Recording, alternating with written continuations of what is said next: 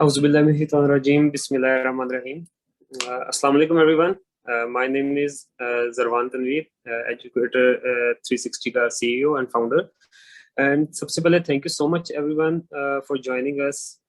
तो इससे पहले कि हम start करें, let's start with our holy prayer. Bismillahir-rahmanir-rahim. Rabbi shrah li sadri wa yassir li amri wahlul uqdatam min lisani yafqahu qawli. आमीन सुमा आमीन। जिस तरह एजुकेशन आप लोगों ने आज हमने बेसिकली एक आई का प्रॉफ प्रेप वेबिनार रखा है और इसको रखने की मेन ज़रूरत इसलिए थी क्योंकि बहुत सारे जो स्टूडेंट्स होते हैं उनको ये एक बहुत बड़ा कंसर्न आता है कि पेपर किस तरह अटेम्प्ट करना है, एमसीक्यूज किस तरह अटेम्प्ट करने हैं, क्लिनिकल्स किस तरह आइडेंटिफाई करने हैं, डायग्नोसिस किस तरह बनाने हैं। उसके अलावा ये कि जो पेपर है वो अटेम्प्ट किस तरह करना है, मैक्सिमम मार्क्स किस तरह सिक्योर करने हैं। और मोस्ट इम्पॉर्टेंटली ये होता है कि बच्चों को कंपैरेटिवली आई का सिर्फ सब्जेक्ट होता है उसमें डिस्टिंक्शन लेना आसान होता है क्योंकि उसमें पेट मार्क्स मिलते हैं। तो बहुत सारे बच्चों का टारगेट होता है फोर्थ ईयर में वो 1 या 2 डिस्टिंक्शंस लें। तो किस तरह इस तरह से स्टडी की जाए कि मैक्सिमम मार्क्स जो हैं वो आई के सब्जेक्ट के अंदर अचीव किए जा सकें। उसके लिए हमें आज ज्वाइन किया हमारी गेस्ट स्पीकर ने doctor Saman Shahzad. She is माशाल्लाह distinction holder in subject of ophthalmology in 4th year. तो इससे पहले कि मैं उनकी तरफ जाऊं और उनको टेक ओवर दूं सारा इसके लिए कि वो आगे इस वेबिनार को लेके चलें, उससे पहले मैं एक ब्रीफ सा इंट्रोडक्शन देना चाहूँगा एजुकेटर 360 के प्लेटफॉर्म के बारे में कि क्या ये प्लेटफॉर्म जो है ये बेसिकली इसका मकसद क्या है, ये स्टार्ट किस लिए किया था और ये किस तरह जो है बाकी जितने भी प्लेटफॉर्म्स हैं उन सब करता है। सबसे पहले तो माशाल्लाह से मैं ये बताता चलूँ कि हमने ये जो प्लेटफॉर्म स्टार्ट किया एजुकेटर 360, इसके अंदर ना सिर्फ अभी फिलहाल तो हमारा मेडिकल के लिए चल रहा है सारे सिलसिले, जितने भी कोर्सेज हैं सब मेडिकल को हम कैटर कर रहे हैं फिलहाल फाइनल ईयर और 4th ईयर एमबीबीएस को। लेकिन उसके अलावा बहुत सारे इस तरह के स्किल्स होते हैं जो कि हम इंशाल्लाह नॉन मेडिकल भी डालेंगे इसके अंदर। और सबसे इम्पोर्टेंट बात जो यहाँ पे मैं डिस्कस करना चाह रहा हूँ ये है कि बहुत सारी ऑलमोस्ट हर मेडिकल कॉलेज के अंदर टीचिंग मैकेनिज्म सेम होता है, मेथोडोलॉजी सेम होती है।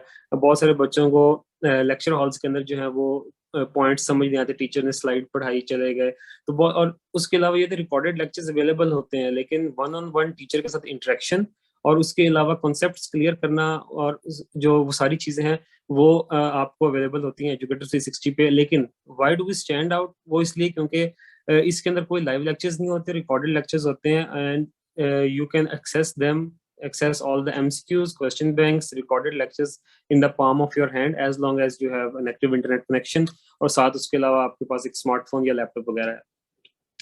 जी उसके अलावा next slide please.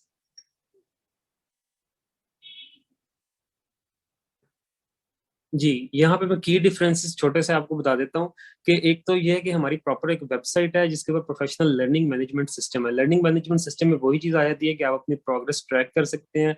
Let's say आपके अगर आप एक टेस्ट एमसीक्यूज जो है वो अटेम्प्ट कर रहे हैं तो वहां पे आपको अंदाजा हो जाता है कि आपने जो फर्स्ट अटेम्प्ट की थी तो आपके 50 में से 30 ठीक हुए थे। नेक्स्ट अटेम्प्ट के अंदर आपकी प्रोग्रेस बेहतर हुई है, इसका मतलब है आपने जो टॉपिक एक कवर किया, लेक्चर अटेंड किया, उसके बाद आपके इमीडिएटली जो है ना उसके एमसीक्यूज अवेलेबल होते हैं तो वो आप साथ ही प्रैक्टिस कर लेते हैं। प्रैक्टिस करने का फायदा ये होता है कि अभी अभी आपने एक टॉपिक कवर किया, साथ ही आप उसके एमसीक्यूज कर लेंगे तो आपका वो टॉपिक का आपको कॉन्सेप्ट जो है वो 100% क्लियर हो जाएगा। लेक्चर्स की नंबर 2 में आपको पॉइंट ये बताऊंगा कि लेक्चर्स 24/7 अवेलेबल होते हैं। इसका मतलब है कि अगर आप लाइव लेक्चर्स का सबसे बड़ा इशू ये होता है कि अगर आप ट्रेवल कर रहे हैं या अगर आप जो है इंटरनेट कनेक्टिविटी इश्यूज हैं या ड्यू टू एनी रीजन आप लाइव लेक्चर नहीं अटेंड कर सकते तो उनकी रिकॉर्डिंग्स कहीं पे एग्जिस्ट नहीं करती, तो वो आपका एक दिन का लेक्चर का नुकसान हो जाता है। लेकिन 24/7 अवेलेबल लेक्चर्स का मतलब ये है कि आप जब चाहें जैसे चाहें उसको इजीली एक्सेस कर सकते हैं। टॉपिक वाइज एमसीक्यूज हैं विद एक्सप्लेनेशन, हर लेक्चर के बाद टॉपिक वाइज एमसीक्यूज दिए गए हैं जिनको आप प्रैक्टिस करके अटेम्प्ट करके आप अपनी उस पर कमांड उस टॉपिक के ऊपर स्पेसिफिक टॉपिक के ऊपर कमांड ले सकते हैं। उसके अलावा डेडिकेटेड रिसोर्स बैंक, ये एक इंपॉर्टेंट चीज है। यहाँ पे मैं ये इसलिए डिस्कस करना चाहूंगा क्योंकि बहुत सारे बच्चों को टॉस चाहिए होते हैं, स्केड्यूल्स चाहिए होते हैं, पास पेपर्स चाहिए होते हैं, पीडीएफ में बुक्स चाहिए होती हैं, लेकिन उनको पता नहीं होता, ना गूगल पे मिल रही होती हैं, अगर होती हैं तो पुराने वर्जन होते हैं और उसके अलावा ग्रुप्स वगैरह के अंदर व्हाट्सएप ग्रुप्स में मिलना होता है, ढूंढने होते हैं। तो यहाँ पे हम एक डेडिकेटेड रिसोर्स बैंक जो है सब बच्चों को दे रहे हैं अभी for now, that is 100% free. तो इसलिए उसमें आप अगर उसको हमारी कम्युनिटी है, मैं उसका लिंक भी शेयर कर दूंगा चैट के अंदर, उसको आप ज्वाइन करेंगे तो डेफिनेटली उसके अंदर आपको जितने भी रिसोर्सेज होंगे, क्वेश्चन बैंक्स होंगे, पीडीएफ बुक्स होंगी, उसके अलावा जो पास्ट पेपर्स होंगे, टॉपिकल एमसीक्यूज होंगे, वो सब आपको मिलेंगे। लाइफ टाइम एक्सेस है इन सारी चीजों की। मेजोरिटी ऑफ द कोर्सेज जो हम ऑफर कर रहे हैं उनकी लाइफ टाइम एक्सेस होती है, और उसके अलावा कुछ ईयरली एक्सेस भी है, कि आपका पूरा सेशन गुजर गया उसके बाद आपको डेफिनेटली, जैसे थर्ड ईयर का या फोर्थ ईयर का कोर्स लेते हैं, इंशाल्लाह आपका सेशन गुजर गया उसके बाद आपको नेक्स्ट ईयर उसकी जरूरत नहीं रहती। और अफोर्डेबल प्राइसेस हैं। और last but not the least, हमारे पास सर्टिफिकेट्स हैं जो हम कंप्लीशन के ऊपर देते हैं। बहुत सारे स्किल सेट्स कोर्सेज हैं, जिस तरह के लैंग्वेज कोर्सेज होते हैं, जिस तरह कोई भी टेक्निकल कोर्सेज होते हैं, तो उनके लिए हम सर्टिफिकेट्स देते हैं। जी नेक्स्ट स्लाइड प्लीज।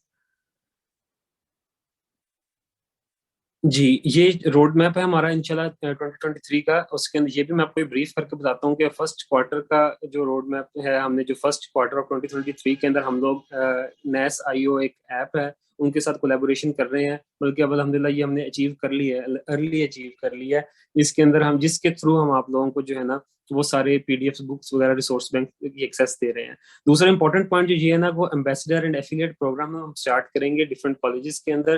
वो पेड होगा। पेड का मतलब ये है कि जितने भी, अगर बहुत सारे सीनियर स्टूडेंट्स जो होते हैं ना, वो गाइडलाइंस देते हैं हम जूनियर्स को। तो अगर आप चाहते हैं, और इसके लिए हमें इंस्ट्रक्टर्स की भी जरूरत होगी डेफिनेटली, तो इनशाला once you are done with your profs, तो इनशाला उसके बाद हम लोग इंस्ट्रक्टर्स भी प्रॉपर जो है, अगर आप लोगों को लगता है कि आप लोगों की गाइडलाइन अच्छी होती है, आप देना चाहते हैं, सेल्फ सफिशिएंट होना चाहते हैं, तो definitely educated 360 as your support. उसके बाद सेकंड क्वार्टर के अंदर हम लोग वन ऑन वन इंटरेक्शन करवाएंगे टीचर्स का, जोन की मीटिंग्स के ऊपर। उसके अंदर स्टूडेंट्स जो है डायरेक्टली टीचर से क्वेश्चन कर सकते हैं, उनसे इंटरेक्ट कर सकते हैं, पूछ सकते हैं कि ये कॉन्सेप्ट किस तरह से है, किस तरह क्लियर करना है, क्या पॉइंट है। ठीक है, रिकॉर्डेड लेक्चर्स में भी जो चीज़ उनको नहीं समझ आई वो बात कर सकते हैं। और इसके अंदर इंपॉर्टेंट पॉइंट है लॉयल्टी पॉइंट्स का या रिवॉर्ड्स का। वो इस तरह होगा कि जब भी आप कोई भी टेस्ट अटेम्प्ट करते हैं, उसमें अगर आपके एक स्पेसिफिक क्राइटेरिया से ऊपर नंबर आते हैं, उसके अलावा ये कि आप वेबसाइट के ऊपर रिव्यूज देते हैं, वीडियोस पूरी देखते हैं, आपका कोर्स कंप्लीट होता है, तो आपको रिवॉर्ड पॉइंट्स मिलेंगे। उन रिवॉर्ड पॉइंट्स को आप रिडीम करके नेक्स्ट कोर्सेज वगैरह के अंदर डिस्काउंट्स हासिल कर सकते हैं। थर्ड क्वार्टर के अंदर हम डेडिकेटेडली ऐप बनाएंगे एजुकेटर 360 की। मोबाइल ऐप होगी, एंड्रॉयड और एप्पल दोनों के लिए। उसके अंदर आपको जितने भी कोर्सेज होंगे वो सारे आप वेबसाइट पे देखने की बजाय आप लोग डायरेक्टली जो है ना मोबाइल ऐप के ऊपर देख सकते हैं। और फोर्थ क्वार्टर में हमारे पास कुछ और सरप्राइजेस हैं, वो फिलहाल हम डिस्क्लोज नहीं कर रहे, लेकिन इंशाल्लाह at that time you will be surprise to see them. जी नेक्स्ट स्लाइड प्लीज। जी, ये मैं रिसोर्स बैंक यहाँ पे दिखाना चाहूंगा। फिलहाल हमारे पास एवर एक्सपेंडिंग ये रिसोर्स बैंक है। यहाँ पे आप देख सकते हैं कि पीडीएफ बुक्स अवेलेबल है, फोर्थ ईयर की, फाइनल ईयर की, एनाटॉमी की, मेडिसिन, पीड्स वगैरह, सर्जरी की, सब अवेलेबल हैं। और ये डेली हम अपलोड कर रहे हैं। ऑलमोस्ट 500 बुक्स और रिसोर्सेज इस तरह की हैं हमारे पास, जो कि अभी फिलहाल कलेक्शन में है, जो कि अपलोड हो रही हैं डेली। और उसके अलावा आहिस्ता आहिस्ता बाकी भी हम जो कंटेंट लाइब्रेरी इंक्रीज कर रहे हैं। तो अगर आपको लगता है कि कोई चीज़ इसमें मिसिंग है या आपको चाहिए, तो आप वो ऑन डिमांड जो है मैसेज ड्रॉप कर सकते हैं या हमसे कांटेक्ट कर सकते हैं। ठीक है, तो वो भी इंशाल्लाह इसके ऊपर अवेलेबल हो जाएगी। जी नेक्स्ट स्लाइड प्लीज।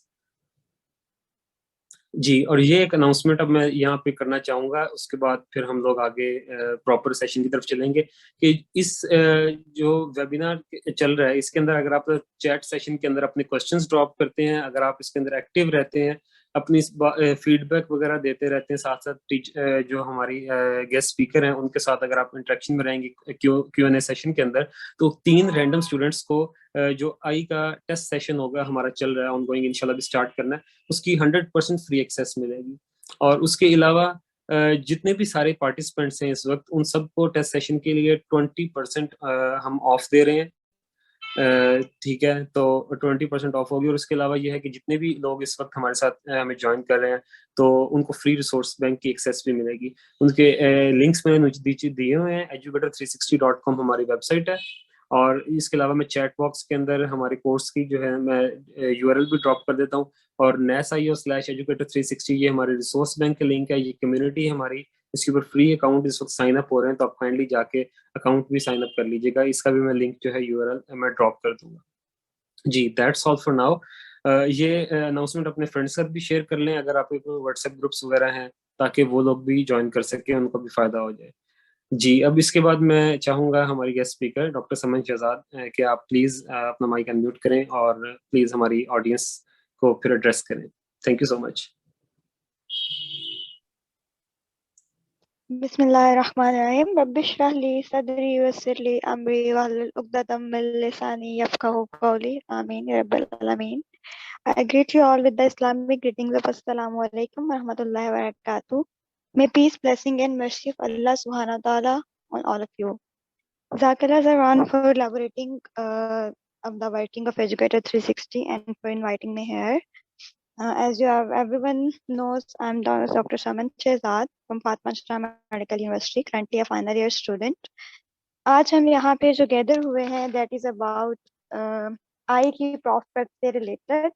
तो इंशाल्लाह आपकी जितनी भी क्वेरीज हैं हम कोशिश करेंगे आज हम इसको टैकल करें यहाँ पे, और आपका एक क्लियर माइंडसेट बना के आपको भेजेंगे कि आपने आई को आगे लेके चलना कैसे है।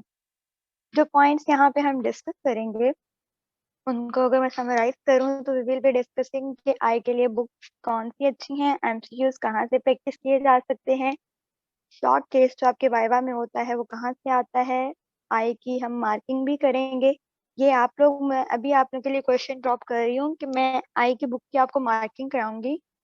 इसके लिए दो ऑप्शंस हैं। क्या आप ये चाह रहे हैं कि मैं आपको पूरी बुक की मार्किंग करा दूं, क्या क्या करना है क्या क्या नहीं करना है, या आप ये चाह रहे हैं कि मैं आपको मोस्ट इम्पॉर्टेंट टॉपिक्स की मार्किंग करा दूं विद रिगार्ड्स टू प्रॉफ, जो आपने किसी सूरत में छोड़ के नहीं जाने हैं। तो आप लोग चैट बॉक्स में प्लीज अपना ड्रॉप कर सकते हैं कि आप किस तरह से मार्किंग चाह रहे हैं, क्योंकि अगर पूरी बुक की मार्किंग कराऊंगी इट विल टेक टाइम, तो आपको टाइम स्पेयर करना पड़ेगा मेरे साथ। अगर सिर्फ इम्पोर्टेंट टॉपिक्स की आप चाह रहे हैं तो वो फिर हम जल्दी जल्दी वाइंड अप कर लेंगे। ठीक हो गया? ठीक है जी, आगे चलते हैं। फिर हम इंशाल्लाह दो पेपर्स हम डिस्कस करेंगे जो इस ईयर हमारे पास फाइनल प्रॉफ हुए हैं, एक एफजे का और एक यूएचएस का आई का। वो इंशाल्लाह हम डिस्कस करेंगे। उसी में हम डिस्कस करेंगे कि हमने डायग्नोसिस कैसे बनाना है। उसी के दौरान हम डिस्कस करेंगे हमने पेपर अटेम्प्ट करते हुए क्या चीज़ें इंपॉर्टेंट होती हैं जो लिखनी होती हैं। मैनेजमेंट का क्वेश्चन आए तो क्या लिखना है, अपना आंसर किस तरह से अच्छे से प्रेजेंट करना है ताकि हमें मैक्सिमम मार्क्स मिलें। तो इंशाल्लाह वो हम यूएचएस और एफजे दोनों का सॉल्व करेंगे। एफजे का इसलिए क्योंकि यहाँ पे काफ़ी लोग एफजे से भी हैं, और यूएचएस का इसलिए क्योंकि यूएचएस के लोग भी यहाँ पे मौजूद हैं। तो दोनों का पेपर पैटर्न थोड़ा सा डिफरेंट होता है, तो दैट्स व्हाई हम दोनों ही डिस्कस करेंगे। लेकिन क्वेश्चंस डेफिनेटली आप लोगों के जो पेपर्स में ऑलमोस्ट सेम ही आते हैं। फिर इसके अलावा हम बात करेंगे कि आई क्योंकि रिटेन नहीं रहती, बहुत बच्चों का इश्यू आता है, तो उसके लिए क्या करना चाहिए। आपके जो फाइनल प्रॉफ प्रेप है उसमें आई को आपने कितने डेज देने हैं, और एट द एंड कुछ क्वेश्चन आंसर्स का सेशन होगा जो कि आपने गूगल फॉर्म जो हमने शेयर किया था उसमें भी आपने अपने क्वेश्चन ड्रॉप किए थे, और इस सेशन में भी आप जो क्वेश्चन करेंगे वो इंशाल्लाह हम उसको सॉर्ट आउट करने की कोशिश करेंगे। ठीक हो गया, चलिए हम स्टार्ट करते हैं। सबसे पहले हम पहला पॉइंट डिस्कस करेंगे दैट इज अबाउट बुक्स। ये सिर्फ आय के लिए नहीं है, ये मैं ओवरऑल आपको एक जो पर्सनल एक्सपीरियंस मेरा रहा है मैं उससे आपको बताने लगी हूँ कि बुक्स हमेशा दो तरह की बुक्स मार्केट में आती हैं। एक आती हैं रिकमेंडेड बुक्स, ठीक है, जो बड़ी बुक्स होती हैं जिनको हम बड़ी बड़ी किताबें कहते हैं, मोटी किताबें कहते हैं। और सेकेंड आती है हमारे पास शॉर्ट बुक्स जो कि शॉर्टकट्स होते हैं।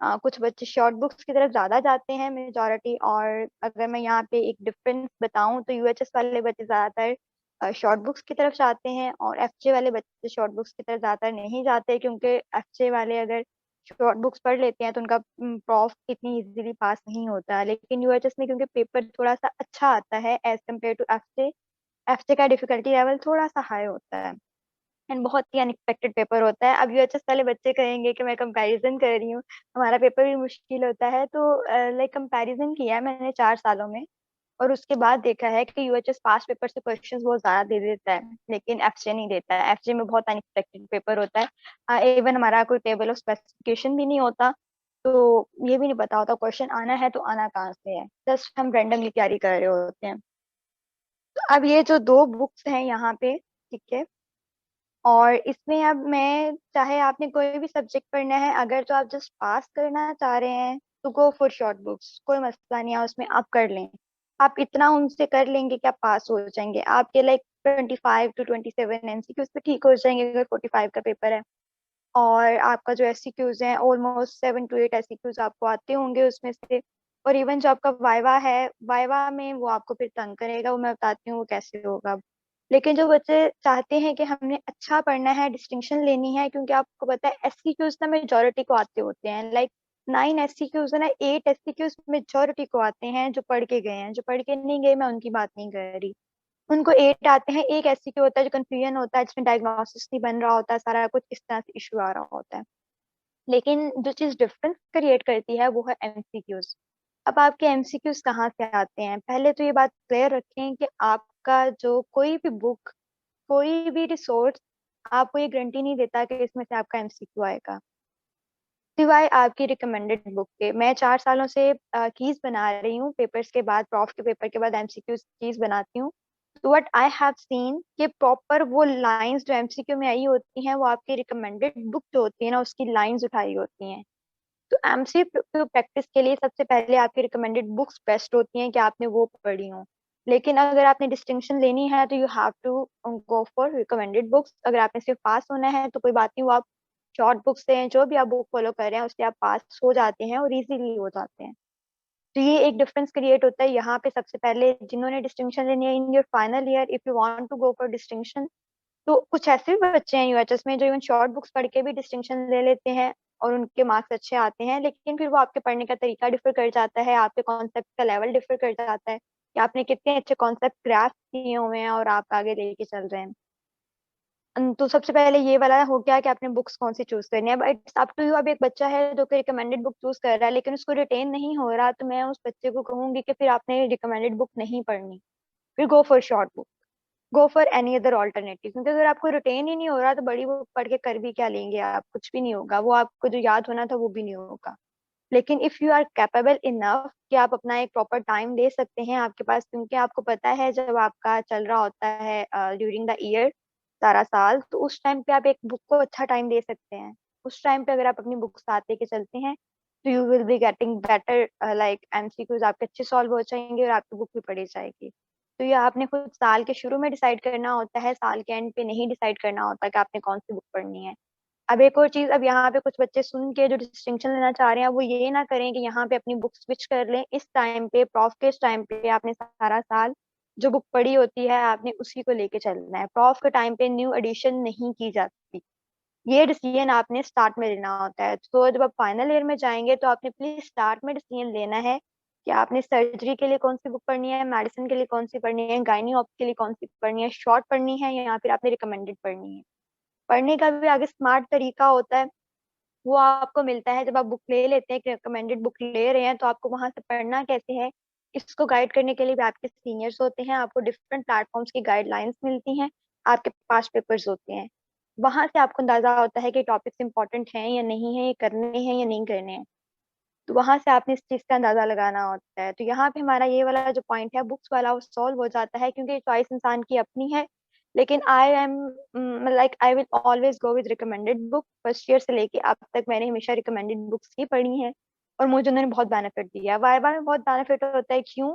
क्योंकि वाइवा में जो आपसे क्वेश्चन किया जाता है उसका आंसर आपकी शॉर्ट बुक में नहीं होता, बहुत कम का होता है, लेकिन उसका आंसर आपकी रिकमेंडेड बुक में मौजूद होता है। लाइक मैं आई के रेफरेंस से बात करूं तो आई के रेफरेंस में आपको कैटरेक्ट वाला चैप्टर एक पता है आप सबको, उसमें बताया हुआ है कि कैटरेक्ट सर्जरी की कुछ कॉम्प्लिकेशंस होती हैं। ये भी आपको पता है। और ये भी आपको पता है कि कैटरेक्ट की काफी सर्जरीज है, फेकोमल्सिफिकेशन है, एक्स्ट्रा कैप्सुलर है, इंट्रा कैप्सुलर कैटरेक्ट एक्सट्रैक्शन है। ये 3 तरह की सर्जरीज बुक में बताई हुई हैं। लेकिन जब आप जतोई पढ़ते हैं, Jatoi is a short book for I and Jogi is a recommended book for I.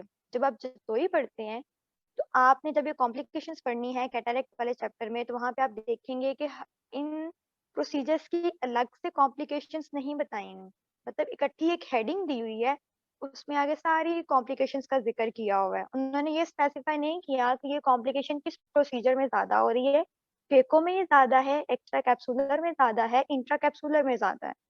अब प्रॉफ में जब वाइवा क्वेश्चन होता है तो उसमें सीधा स्ट्रेट फॉरवर्ड आपसे वो ये नहीं पूछते कि कैटरेक्ट सर्जरी की कॉम्प्लिकेशंस बताएं। बहुत से लोगों को ये क्वेश्चन आता है कि फेको की क्या मोस्ट कॉमन कॉम्प्लिकेशन है। बहुत से लोग क्वेश्चन आता है कि एक्स्ट्रा कैप्सुलर की क्या कॉम्प्लिकेशंस हैं, फेको का क्या फायदा है ऑन एक्स्ट्रा कैप्सुलर। अब ये वाले जो पॉइंट्स हैं जब आप जोगी खोल के देखते हैं तो उसमें हर सर्जरी के साथ उसकी कॉम्प्लिकेशन सेपरेटली बताई हुई है, उसके एडवांटेजेस और डिसएडवांटेजेस दोनों बताए हुए हैं साथ। तो जब आप जतोई से पढ़ के गए हैं तो उस टाइम आप कैटेगराइज नहीं कर पाएंगे कि आपने कौन सी कॉम्प्लिकेशन एग्जामिनर को बतानी है, इस सर्जरी से रेलिवेंट कौन सी थी। लेकिन अगर आपने जोगी से क्वेश्चन किया हुआ है तो यू विल डेफिनेटली नो कि फेको की कौन सी कॉम्प्लिकेशन मैंने एग्जामिनर को बतानी है और एक्स्ट्रा कैप्सुलर की कौन सी मैंने बतानी है। तो यहाँ पे वाइवा क्वेश्चंस का बहुत ज्यादा डिफरेंस क्रिएट होता है फ्रॉम द रिकमेंडेड बुक्स। एक तो एमसीक्यूज और एक वाइवा क्वेश्चंस। और इवन जो टीचर्स आपसे पूछते हैं कि लाइक कुछ बच्चों से पूछ लिया जाता है कि अगर आप ये क्वेश्चन का आंसर करोगे तो मैं आपको डिस्टिंक्शन दूंगा, वो क्वेश्चन भी आपकी रिकमेंडेड बुक के अंदर मौजूद होता है। अगर आप वाइवा दे के आके अपने सारे वाइवा क्वेश्चंस कंपाइल करें और उनके आंसर्स ढूंढें, आपको सबके आंसर अपनी रिकमेंडेड बुक में मिल जाएंगे। तो यहाँ पे आपकी बुक्स का एक जो डिसीजन होता है वो आपने खुद लेना है कि आपने क्या पढ़ना है। अच्छा पढ़ना है तो you have to put some extra effort, और अगर आपने सिर्फ पास होना है तो फिर वो सब हो जाते हैं, वो आप जिस तरह से अपना लेके चल रहे हैं, आपको अपने कैलिबर का बेहतर पता है, तो उसके अकॉर्डिंग आपने चलना है। When you aim high you have to struggle high. ये बात आपने याद रखनी, प्लेट में रख के जिंदगी में कुछ भी नहीं मिलेगा आपको। यहाँ पे आ जाता है बुक्स का डिसीजन हो गया। अब वो ये वाला फेज जो है ये आपका गुजर गया हुआ है, अब आप इसको रिवर्स नहीं कर सकते क्योंकि आप बुक डिसाइड कर चुके हुए हैं। अब आपने जो किया हुआ है आपने उसी को बेहतर करना है कि आपके इसी में से अच्छे मार्क्स आए। अगला पॉइंट जो आता है एमसीक्यूज का आता है। I will again repeat my line, MCQs कोई भी बुक, कोई भी रिसोर्स बैंक, कोई भी पास्ट पेपर्स आपको गारंटी नहीं देते कि एमसीक्यू इसके अंदर से आएगा। लेकिन मैं हाईली रिकमेंड करती हूँ कि आप एमसीक्यूज की प्रैक्टिस करें, पास्ट पेपर से प्रैक्टिस करें। आपके पास कोई एमसीक्यू की बुक अवेलेबल है वहां से प्रैक्टिस करें, आपके पास कोई रिसोर्स बैंक अवेलेबल है वहां से प्रैक्टिस करें। इवन जोगी के हर चैप्टर के एंड पे एमसीक्यूज दिए हुए हैं, उनकी प्रैक्टिस करें। एमसीक्यू प्रैक्टिस करने का मतलब कतन ये नहीं है कि एमसीक्यू आपके पेपर में आना है। इसका मतलब ये है कि when you are trying to practice the MCQ, और जब आप उसका रीजन सोच रहे होते हैं तो एट अ टाइम आप एक एमसीक्यू सॉल्व नहीं कर रहे, आप चार कर रहे हैं। आप देख रहे होते हैं कि अगर ए ऑप्शन है तो क्यों है, बी है तो क्यों नहीं है, सी नहीं है तो क्यों नहीं है, डी नहीं है तो क्यों नहीं है।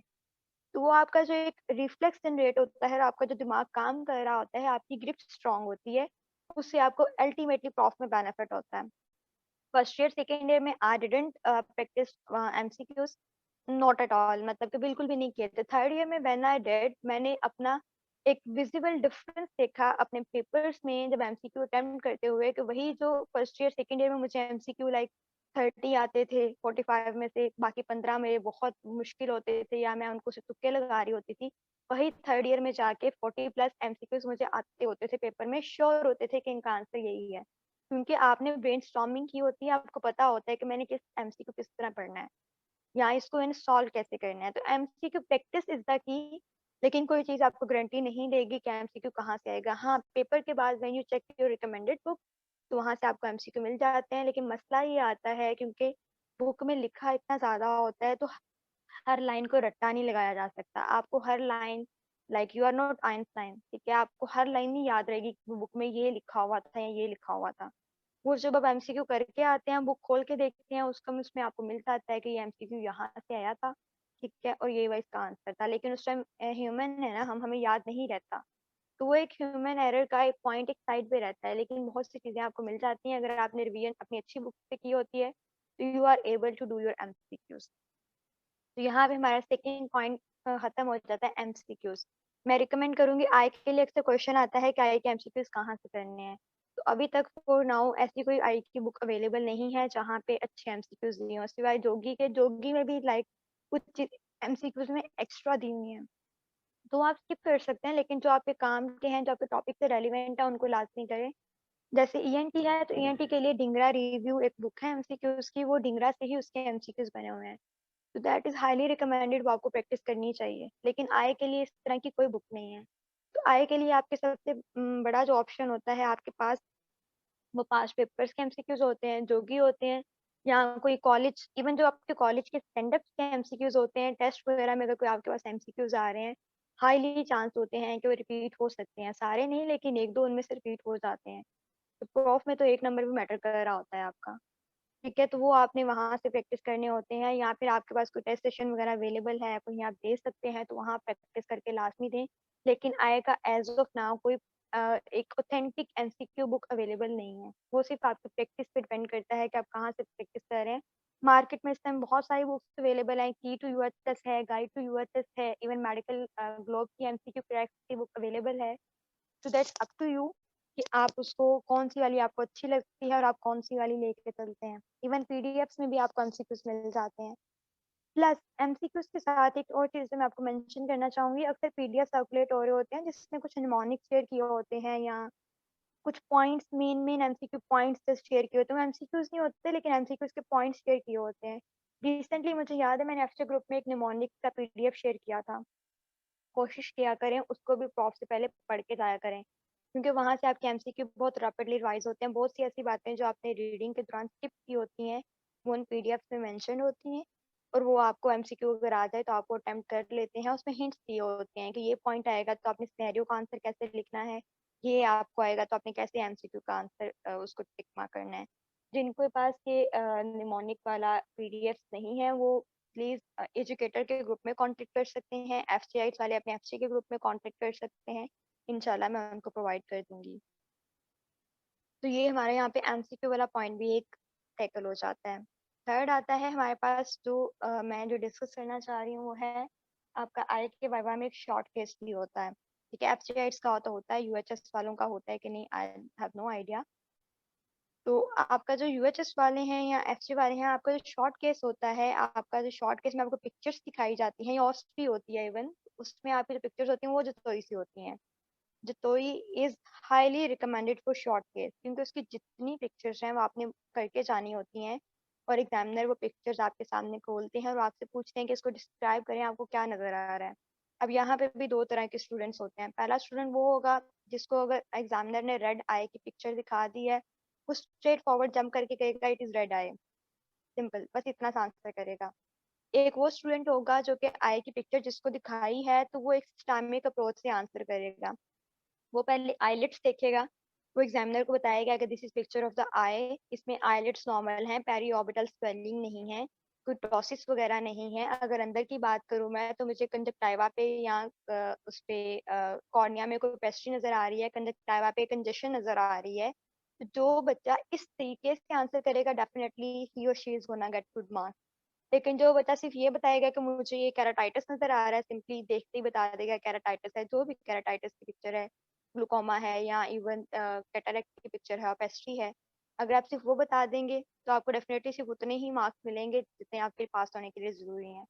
तो ये एक सिस्टमिक अप्रोच से आपने चलना होता है। अगर आप एग्जामिनर को इस तरह से आंसर करते हैं, हमारे एक टीचर हैं, उन्होंने कहा था कि टिश्यू लगाया करें ना, चीज़ों को टिश्यू इस तरह लगाया करें कि चीजें जब आप बता रहे होते हैं उससे बड़े डेकोरेटेड वे में प्रेजेंट किया करें। अगर एक पर्सन आपको ग्लास में पानी दे रहा है, ठीक है, without covering with the plate, या नीचे कोई प्लेट नहीं रख रहा, साथ में टिश्यू नहीं रख रहा, और एक पर्सन है जो कि आपको एक प्लेट में ग्लास रख के दे रहा है, ऊपर उसको पानी को कवर भी किया हुआ है, साथ में उसने टिश्यू भी रखा हुआ है, तो डेफिनेटली आप उसी पर्सन के तरीके को ज्यादा अच्छा समझेंगे जिसने आपको टिश्यू भी दिया, कवर करके भी दिया, हाइजीन ज्यादा रही उसकी। तो जितना आप ज्यादा चीजों को टिश्यू लगाएंगे, जितना आप डेकोरेटिव वे में प्रेजेंट करेंगे, उतने आपके मार्क्स ज्यादा होंगे। ठीक है, तो ये चीज होती है कि आपने प्रेजेंट किस तरह करें। एग्जामिनर डजंट नो कि आपने एवरेज पढ़ा है, आपने पढ़ा है कि नहीं पढ़ा है, या आपने डिस्टिंक्शन वाला पढ़ा है। एग्जामिनर को आपने खुद बताना होता है कि मैंने इतना अच्छा पढ़ा है कि आप मुझे अच्छे मार्क्स दे सकते हैं, और वो इसी तरह से बताया जाता है। जब आप सिस्टमिक वे में चलते हैं, एग्जामिनर को आइडिया हो जाता है कि बच्चे ने आंसर अच्छा दिया है, अब वो आपसे अगला क्वेश्चन आपकी डिस्टिंक्शन के लिए करता है। अगर आपने सिंपल आंसर दिया तो भी अगली पिक्चर दिखाएगा, कहेगा ये बताइए ये क्या है, आप बता देंगे, वो कहेंगे ठीक है जाएं। अगर नहीं आ रहा होगा तो जैसे भी वो आगे एग्जामिनर्स का जो माइंड सेट होता है, कुछ इंसल्ट कर देते हैं, कुछ समझा के भेज देते हैं, कुछ प्यार से कॉन्सेप्ट क्लियर कर देते हैं।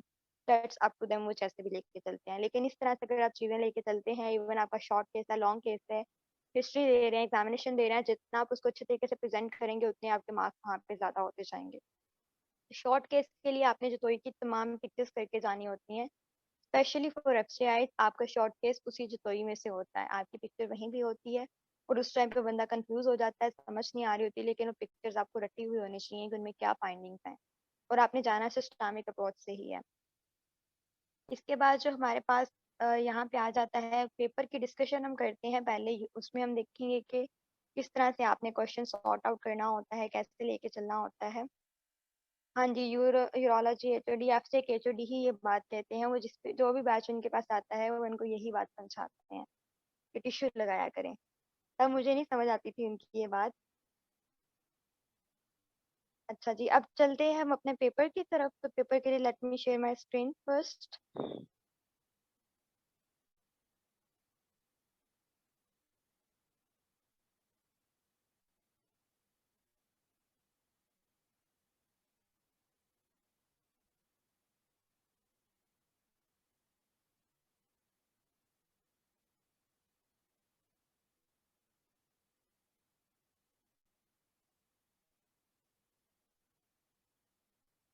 आप लोगों को मेरी स्क्रीन में शो हो रही है, पेपर शो हो रहा है?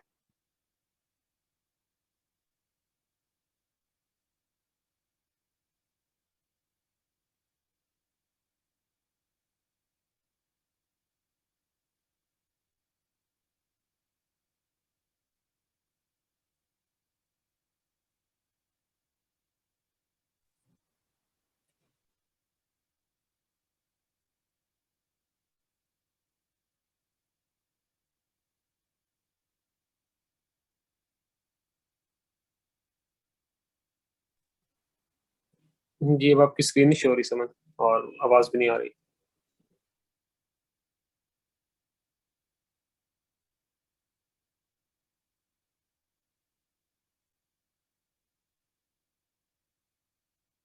ये अब आपको यूएचएस का पेपर शो हो रहा है, ये इस साल का पेपर है, ठीक है। इंशाल्लाह हम इसको कोशिश करते हैं डिस्कस करने की। सारा नहीं हम डिस्कस करेंगे, कुछ इसमें से क्वेश्चंस हम डिस्कस करेंगे और कुछ जो है हम स्किप कर देंगे, लेकिन उन क्वेश्चंस को डिस्कस करने का आज सिर्फ मकसद ये होगा कि आपको समझ आते हैं आपने डायग्नोसिस बनाना है कैसे है।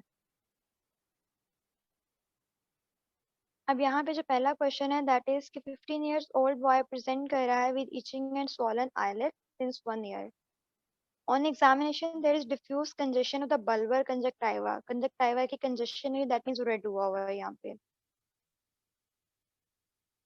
इसके बाद जब हम चलेंगे तो कहता है variation of upper eyelids on both sides show large papillas with cobblestone formation. His skin examination is normal. अब इस क्वेश्चन में एग्जामिनर ने आपको डायग्नोसिस प्लेट में रख के पेश कर दिया है, ठीक है। वो क्या किया है, उसने बता दिया पापिलास भी हैं, कॉबलस्टोन फॉर्मेशन भी नजर आ रही है, पेशेंट इचिंग के साथ प्रेजेंट कर रहा है, ठीक है, साथ में स्वॉलन आईलेट्स हैं और बल्बर कंजक्टिवा कंजेशन है। जो मेन डायग्नोस्टिक पॉइंट है पापिलास और कोबलस्टोन फॉर्मेशन। अब ये डायग्नोसिस आपको रैपिडली ले जाएगा कंजक्टिवा का कोई लीजन है और वो लीजन जिसमें कोबलस्टोन फॉर्मेशन हो रही है, वो कौन सा है वो आपको पता है, वो हमारे पास वर्नल केराटोकंजक्टिवाइटिस होता है। तो आपका डायग्नोसिस इसमें तो उसने आपको बिल्कुल थाली में रख के पेश किया है कि ये आपका डायग्नोसिस है। अब मैं ये मजे की बात बताऊं कि वर्नल केराटोकंजक्टिवाइटिस ये जो क्वेश्चन है ये एफजे में भी आया है इसी साल ये यूएचएस में भी आया है। दैट मीन्स ये बताता है कि क्वेश्चन कितना इंपॉर्टेंट है। कंजक्टिवा के चैप्टर में दो ही टॉपिक्स मोस्ट इंपॉर्टेंट आते हैं, एक ट्रेकोमा आता है, एक वर्नल केराटोकंजक्टिवाइटिस होता है। 70% चांसेस होते हैं कि आपका पेपर का क्वेश्चन इसमें से निकलेगा, कंजक्टिवा में से। तो ये वो क्वेश्चन आपसे पूछा गया हुआ है, ठीक है भाई। ये बहुत सिंपल था, डायग्नोसिस पूछ लिया, क्लिनिकल फीचर्स पूछ लिया। अब क्लिनिकल फीचर्स यहाँ पे ना अक्सर मसला बच्चों को यहीं पे आता है, मतलब आए जो है ना मुश्किल इसीलिए लगती है क्योंकि इसके क्लिनिकल फीचर्स मिक्सअप हो जाते हैं। तो अब अगर मैं आपको बताऊं, अगर आपको याद हो आपके जो कंजक्टिवा वाला चैप्टर है उसमें स्टार्टिंग में जतोई की अगर मैं बात करूँ, मेजोरिटी यहाँ पे जतोई ही पढ़ रही है, तो उसकी स्टार्टिंग में अगर मैं बात करूँ तो उसने क्लिनिकल फीचर्स बताए हुए हैं कि सिम्टम्स क्या आते हैं कंजक्टिवा के पेशेंट्स में, ठीक है, और जो साइंस आते हैं वो क्या आते हैं। अगर आप उनको याद कर लो तो इवन आपको अगर स्पेसिफिक डिजीज से रिलेटेड भी अगर आपको सिम्टम्स नहीं आ रहे, साइंस या क्लिनिकल फीचर्स लिखना नहीं आ रहे, आप जस्ट वो सारे लिख सकते हो एट अ टाइम। उसमें लैक्रिमेशन था, फोटोफोबिया था, इस तरह से कुछ लिखे हुए हैं। एडिमा हो जाता है, आईलिड्स का कंजेशन हो जाती है, फिर इसके अलावा वो पैपिलास बन जाते हैं, फॉलिकल्स बन जाते हैं, वो सारा कुछ वहां पे लिखा हुआ है। तो वही फीचर्स वो आपसे पूछना चाह रहा है, प्लस इसमें वो अगली बात पूछ रहा है एडवांस डिजीज। सबसे पहले तो ये कंजक्टिवा की डिजीज है, लेकिन बाद में जाके कॉर्निया को भी इन्वॉल्व करती है। तो यहाँ पे वो स्पेसिफिकली आपसे कॉर्निया के फीचर्स भी पूछना चाह रहा है कि जब पेशेंट को केराटाइटिस होगा तो उसमें यहाँ पे क्या क्या होगा। अब वो भी साथ में यहाँ पे आपने मेंशन करना है। जो बच्चे सिर्फ ये वाले फीचर्स बता देंगे कंजक्टिवाइटिस के, तो उनको फुल मार्क्स नहीं मिलेंगे। उस बच्चे को फुल मार्क्स मिलेंगे जो यहाँ पे जाके कॉर्निया के फीचर्स भी लिख के आएगा कि कॉर्निया के vernal kerato, kerato means cornea and conjunctivitis mean conjunctiva, तो दोनों के फीचर्स पूछे जा रहे हैं और एडवांस डिजीज में कॉर्निया इन्वॉल्व होता है। ठीक है, तो ये दोनों पूछ रहा है तो आपने दोनों लिख के आने हैं यहाँ पे। फिर उसका ट्रीटमेंट पूछा हुआ है तो ट्रीटमेंट इसका बड़ा अच्छा सा ट्रीटमेंट आपकी जो तोई में बहुत अच्छा लिखा हुआ है। ड्रग्स के नेम्स आपने याद करने होते हैं लेकिन डोजेज आपने याद नहीं करने होते। ठीक है, इवन ड्रग्स के नेम भी ना याद रहे तो आपको एटलीस्ट कैटेगरी याद होनी चाहिए या ड्रग की क्लास याद होनी चाहिए कि ये ड्रग कौन से क्लास से बिलोंग करता है। जैसे एंटीहिस्टामिन जस्ट आप लिख देंगे आगे, एंटीहिस्टामिन का नेम याद नहीं है कोई मसला नहीं, लेकिन आप एंटीहिस्टामिन लिख दिया, मास्ट सेल स्टेबलाइजर्स लिख दिया, स्टेरॉइड्स लिख दिया, तो एटलीस्ट आपने लिखा तो है ना। अगर आपको रूल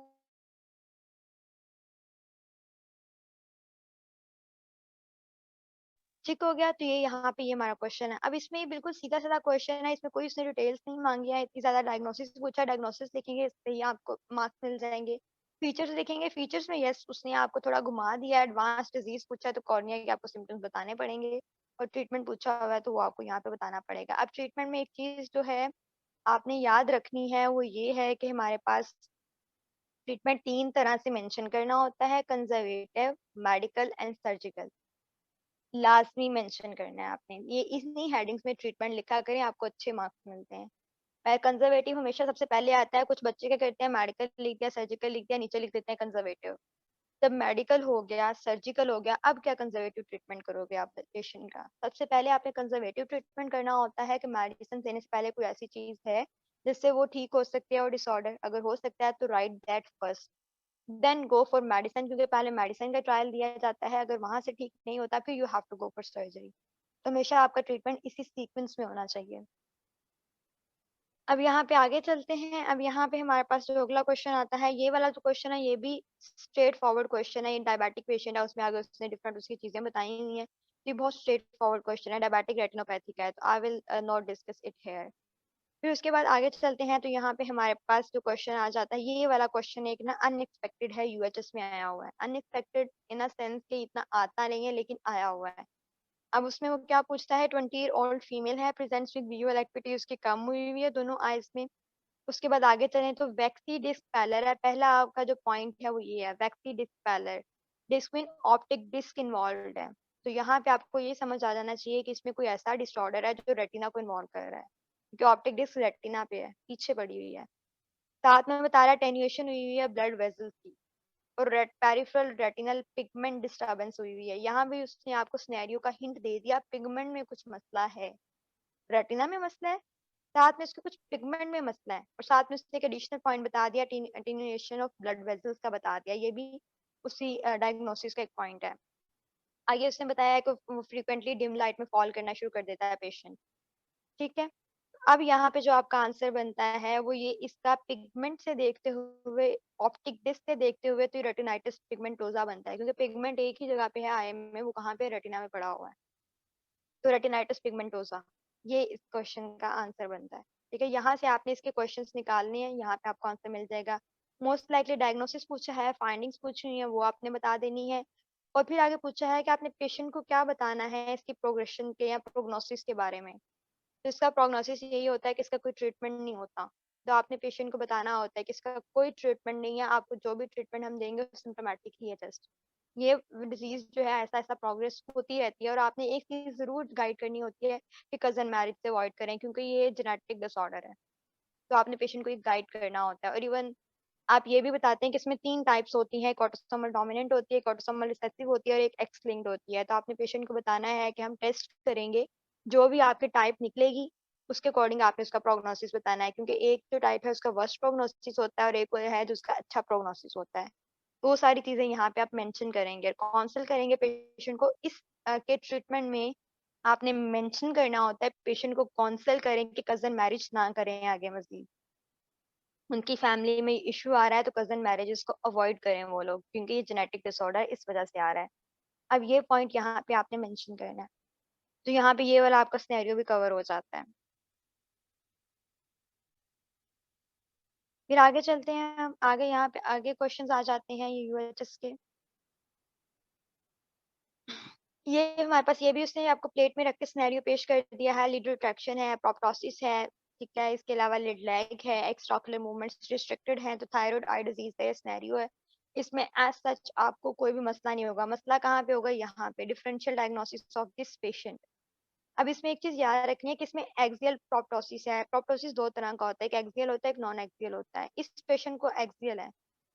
इस पेशेंट के डिफरेंशियल डायग्नोसिस में भी वो प्रोप्टोसिस की कॉजेज आएंगे जो कि एक्सियल प्रोप्टोसिस करते हैं। आपके जो तोई में मेंशन है ये कॉजेज, एक्सियल प्रोप्टोसिस लिख के मेंशन किया हुआ है उसने, तो वो कॉजेज आपने लिखने हैं। अगर यहाँ पे सबसे पहले आप नॉन एक्सियल लिखना शुरू कर देंगे, ऊपर नीचे एक्सियल लिखेंगे, तो भी आपके मार्क्स कम होना शुरू हो जाएंगे, क्योंकि प्रायोरिटी क्या देनी है? एक्सियल प्रोप्टोसिस की कंडीशंस को देनी है।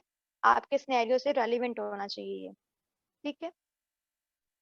फिर उसके बाद 65 ईयर ओल्ड चेन स्मोकर है, ड्रोपिंग ऑफ आईलिड के साथ है, विजुअल एक्टिविटी नॉर्मल है, टॉसिस हुआ हुआ है, माइल्ड टॉसिस है, स्मॉलर पिपिल है ऑन द लेफ्ट साइड। तो ये हॉर्नर सिंड्रोम का स्नेरियो है, ठीक है। तो यहाँ पे आपने इसको करना होता है। एक minute.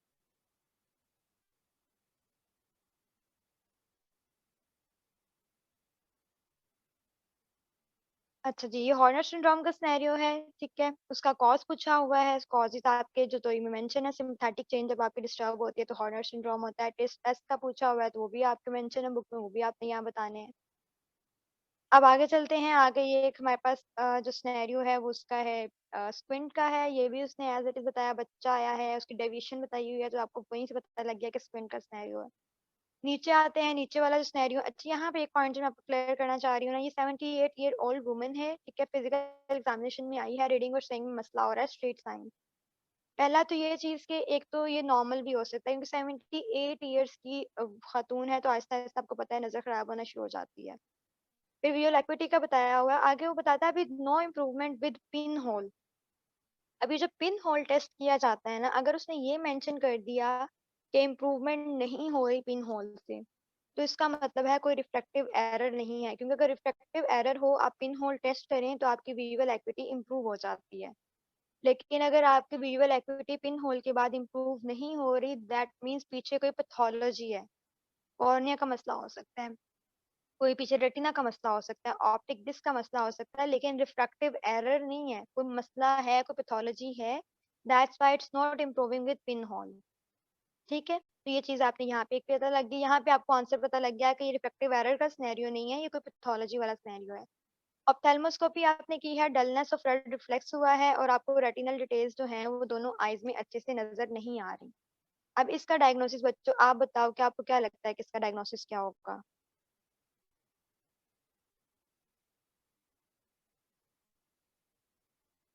Yes, मिनाहल is absolutely स्नाइल cataract, क्योंकि पेशेंट की एज, उसकी विजुअल एक्विटी खराब हो रही है, और क्योंकि आगे ओपेसिटी आ गई है, तो पीछे से आपको रेटिना का जो रेड कलर होता है वो सही नजर नहीं आ रहा, रेटिनल डिटेल्स आपको नजर नहीं आ रही। दैट मीन सामने कोई ऐसा ब्लॉकेज आया है जिसके ऐसे हो रहा है, तो ये सिनाइल कैटरैक्ट का ही सिनेरियो है। इन्वेस्टिगेशंस और अदर ऑकुलर एग्जामिनेशन जो आपने परफॉर्म करना है वो आपने इसमें सारा बता देना है, ठीक है जी। तो ये हमारे पास जो है ये एक सिनेरियो है ऑप्टिक न्यूराइटिस का। तो ऑप्टिक न्यूराइटिस का भी सिनेरियो जो है ना, ये लाइक मैंने देखा है पास्ट पेपर्स में, बहुत 70% चांसेस होते हैं कि हर साल ही पेपर में आता है। ये ऑप्टिक न्यूराइटिस का आता है, रिट्रोबल्बर न्यूराइटिस का आता है। अब यहाँ पे एक चीज याद रखनी है, अगर पेशेंट के क्वेश्चन में हिस्ट्री हो मल्टीपल स्क्लेरोसिस की, तो you will go with retrobulbar neuritis. लेकिन अगर वैसे सिंपल जैसे यहाँ पे सिनेरियो दिया हुआ है, उसने ये नहीं बताया पेशेंट को हमारे पास वो है कि नहीं है, मल्टीपल स्क्लेरोसिस है या नहीं है, तो इसमें आप सिंपल आंसर लिखोगे ऑप्टिक न्यूराइटिस, ठीक है। अब यहाँ पे जो उसने अपना बताया हुआ है कि प्यूपिलरी इरेक्शन का मसला आ रहा है, दैट मीन्स ऑप्टिक नर्व आपकी प्यूपिलरी इरेक्शन में इन्वॉल्व होती है, तो हो सकता है ऑप्टिक नर्व का इश्यू हो यहाँ पे। साथ में बता रहा है पेनफुल ऑक्यूलर मूवमेंट्स हो रही हैं और पेनफुल है। तो अब यहाँ पे भी तीन चार डीडीज बन जाती हैं। पेनफुल ऑक्यूलर मूवमेंट्स की तीन चार ही डीडीज होती हैं। एक तो होता है हमारे पास एंडोफ्थेल्माइटिस और पैनोफ्थेल्माइटिस। तो पैनोफ्थेल्माइटिस स्पेसिफिकली इसमें ऑक्यूलर मूवमेंट्स पेनफुल होती हैं। जो हमारे पास वो है आपका थायराइड आई डिजीज, उसमें आई मूवमेंट्स पेनफुल होती हैं। जो आपका पैरालिटिक स्क्विंट होता है उसमें आई मूवमेंट्स रिस्ट्रिक्टेड होती हैं। ऑप्टिक न्यूराइटिस में आपकी आई मूवमेंट्स रिस्ट्रिक्टेड होती हैं। ये तीन चार स्नेरियोज होते हैं जिनमें आई मूवमेंट रिस्ट्रिक्टेड होती हैं, तो उससे आपका डायग्नोसिस बन जाता है, आप वहां से रूल आउट कर लेते हो। तो यहाँ पे ये पूछा हुआ है उन्होंने। आगे डायग्नोसिस पूछा है, क्लिनिकल टेस्ट पूछे हुए हैं, important cause of this condition पूछा हुआ है। यहाँ पे उसके डिफरेंट जो कॉजेज हैं ऑप्टिक न्यूराइटिस के वो आपने बता देने हैं।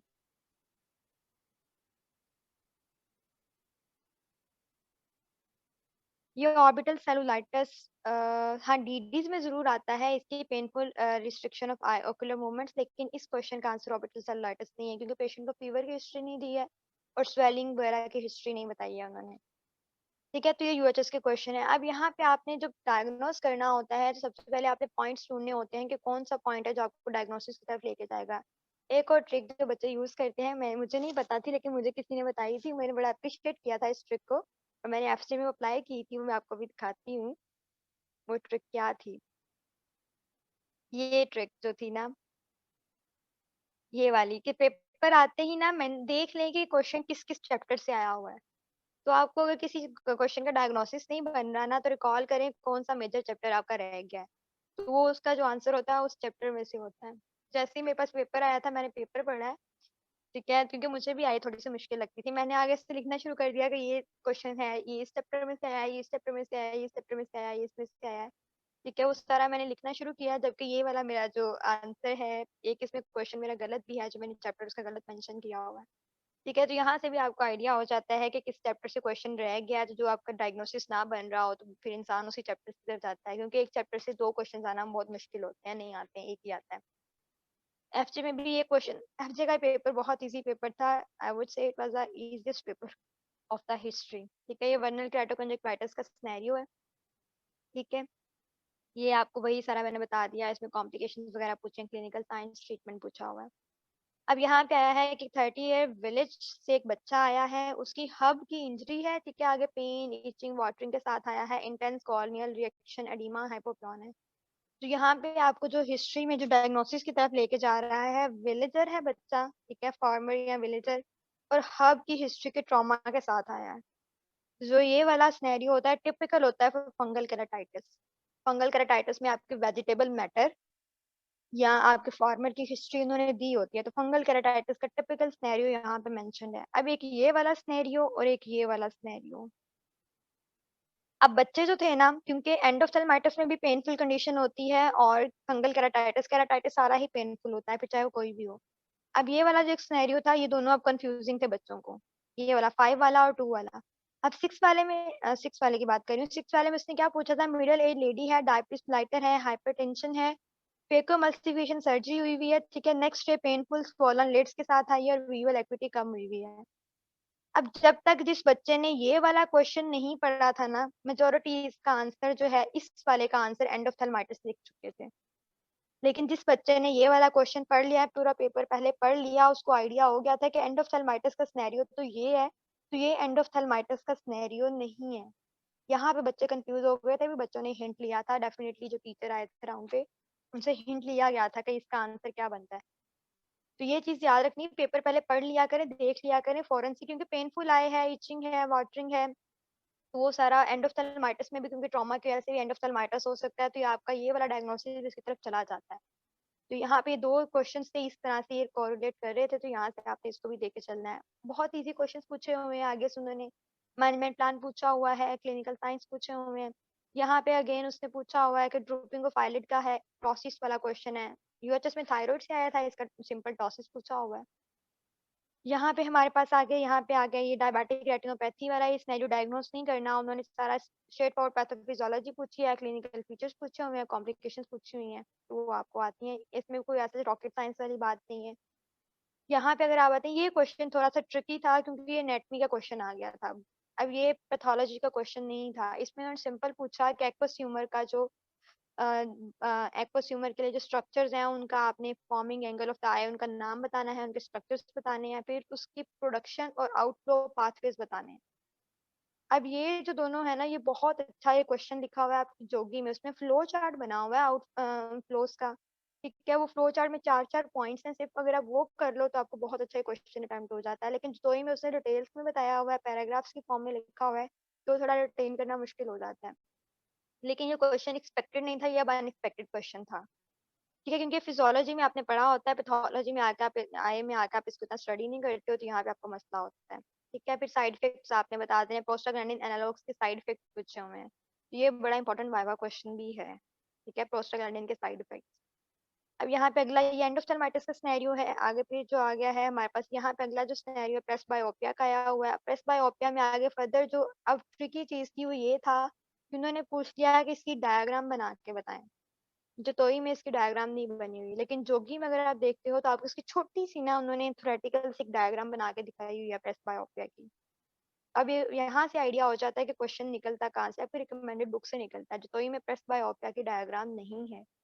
अब उन्होंने यहाँ पे क्वेश्चन पूछ के डायग्राम बना के बताया, इलस्ट्रेट करें। तो अब ये ट्रिकी हो गया। आप जिसने ये डायग्राम बना ली उसको इसमें फुल मार्क्स मिलेंगे, जिसको नहीं आइडिया उसको यहाँ पे मार्क्स कट जाएंगे। तो यहाँ पे डिफरेंस क्रिएट हो जाएगा। प्रेस बायोपिया को ट्रीट क्या करना है, ऑकुलर इश्यूज क्या होंगे, तो ये सारे यहाँ पे आपको आइडिया हो जाता है। आगे चलते हैं। आगे हमारे पास आ जाता है ये यहाँ पे। अब ये क्वेश्चन भी उन्होंने कोई डायग्नोसिस नहीं आपसे पूछा। मैंने इसलिए कहा कि हिस्ट्री का सबसे इजी पेपर था क्योंकि इसमें डायग्नोसिस कम पूछे हुए थे, स्ट्रेट फॉरवर्ड क्वेश्चन ज्यादा थे। सेकेंडरी यूवेटिस के कॉजेज पूछे हुए हैं। अब बच्चे यूवेटिस में टॉपिक में सिर्फ एंटीरियर यूवेटिस करके जाते हैं, एक्यूट iradocyclitis। सेकेंडरी यूवेटिस के कॉजेज बच्चों को नहीं आते थे। सेकेंडरी यूवेटिस के कोई बॉडी में कोई और डिजीज हो रही है और वो साथ में आपका यूवेटिस कॉज कर रही है, तो ये बच्चों को नहीं आता था। ये हालांकि सबसे इजी क्वेश्चन, मुझे सबसे इजी क्वेश्चन ये लगा था क्योंकि इसमें जस्ट स्ट्रेट फॉरवर्ड आपने 5 कॉजेज के नाम बताने थे और ये बताना था कि सेकेंडरी यूवाइटिस ड्यू टू वो होता है या तो एलर्जिक रिएक्शन की वजह से होता है या कोई और डिजीज की वजह से होता है, एक्सोजेनस इन्फेक्शन वगैरह की वजह से होता है। ये सबसे इजी क्वेश्चन ये था कि बच्चों को ये नहीं आता था। जस्ट आपने यूवाइटिस के चैप्टर में सेकेंडरी यूवाइटिस के कॉजेज आपने लाजमी करके जाने हैं सारे, और फिर इन्वेस्टिगेशन क्या करेंगे, वो जितने कॉजेज आपने यहाँ बताए होंगे, अगर पेशेंट को लाइक एसएलई का बता रहे हो, इसमें टॉक्सोप्लाज्मोसिस का बताते हो, इसके अलावा और भी 5-6 हैं, जैसे वो सिंपथेटिक ऑप्थेल्मिकस है, इसमें काफी सारी डिजीजेज आ जाती हैं, सारी यहाँ पे मेंशन है। तो वो सारी इन्वेस्टिगेशन यहाँ पे आ जानी थी क्योंकि आपने रूल आउट करना है कि कौन सी डिजीज पेशेंट को है और कौन सी नहीं है। यहाँ पे आता है ये वाला सिनेरियो आपका ईएनटी में भी आता है और आई में भी आता है। ये है यंग टेनिस प्लेयर आया, उसकी लेफ्ट ऑर्बिटल रिम में फ्रैक्चर हुआ है, ठीक है। उसको क्या हुआ कि रेडनेस इन द आई है, पेरी ऑर्बिटल एरिया में डिप्लोपिया हो रहा है साथ। ये typical scenario tennis ball player है, टेनिस बॉल अगर उसकी आंखों में लगेगी तो ब्लो आउट फ्रैक्चर होता है। तो ये ईएनटी में भी आता है और ये हमारे पास आई में भी ये क्वेश्चन आता है। तो आपने दोनों तरह से करना है, दोनों चैप्टर्स में बहुत इंपॉर्टेंट क्वेश्चन है। आगे उसके डायग्नोस्टिक टूल्स पूछे हुए हैं और इसका टाइम जो है सर्जिकल इंटरवेंशन का पूछा हुआ है।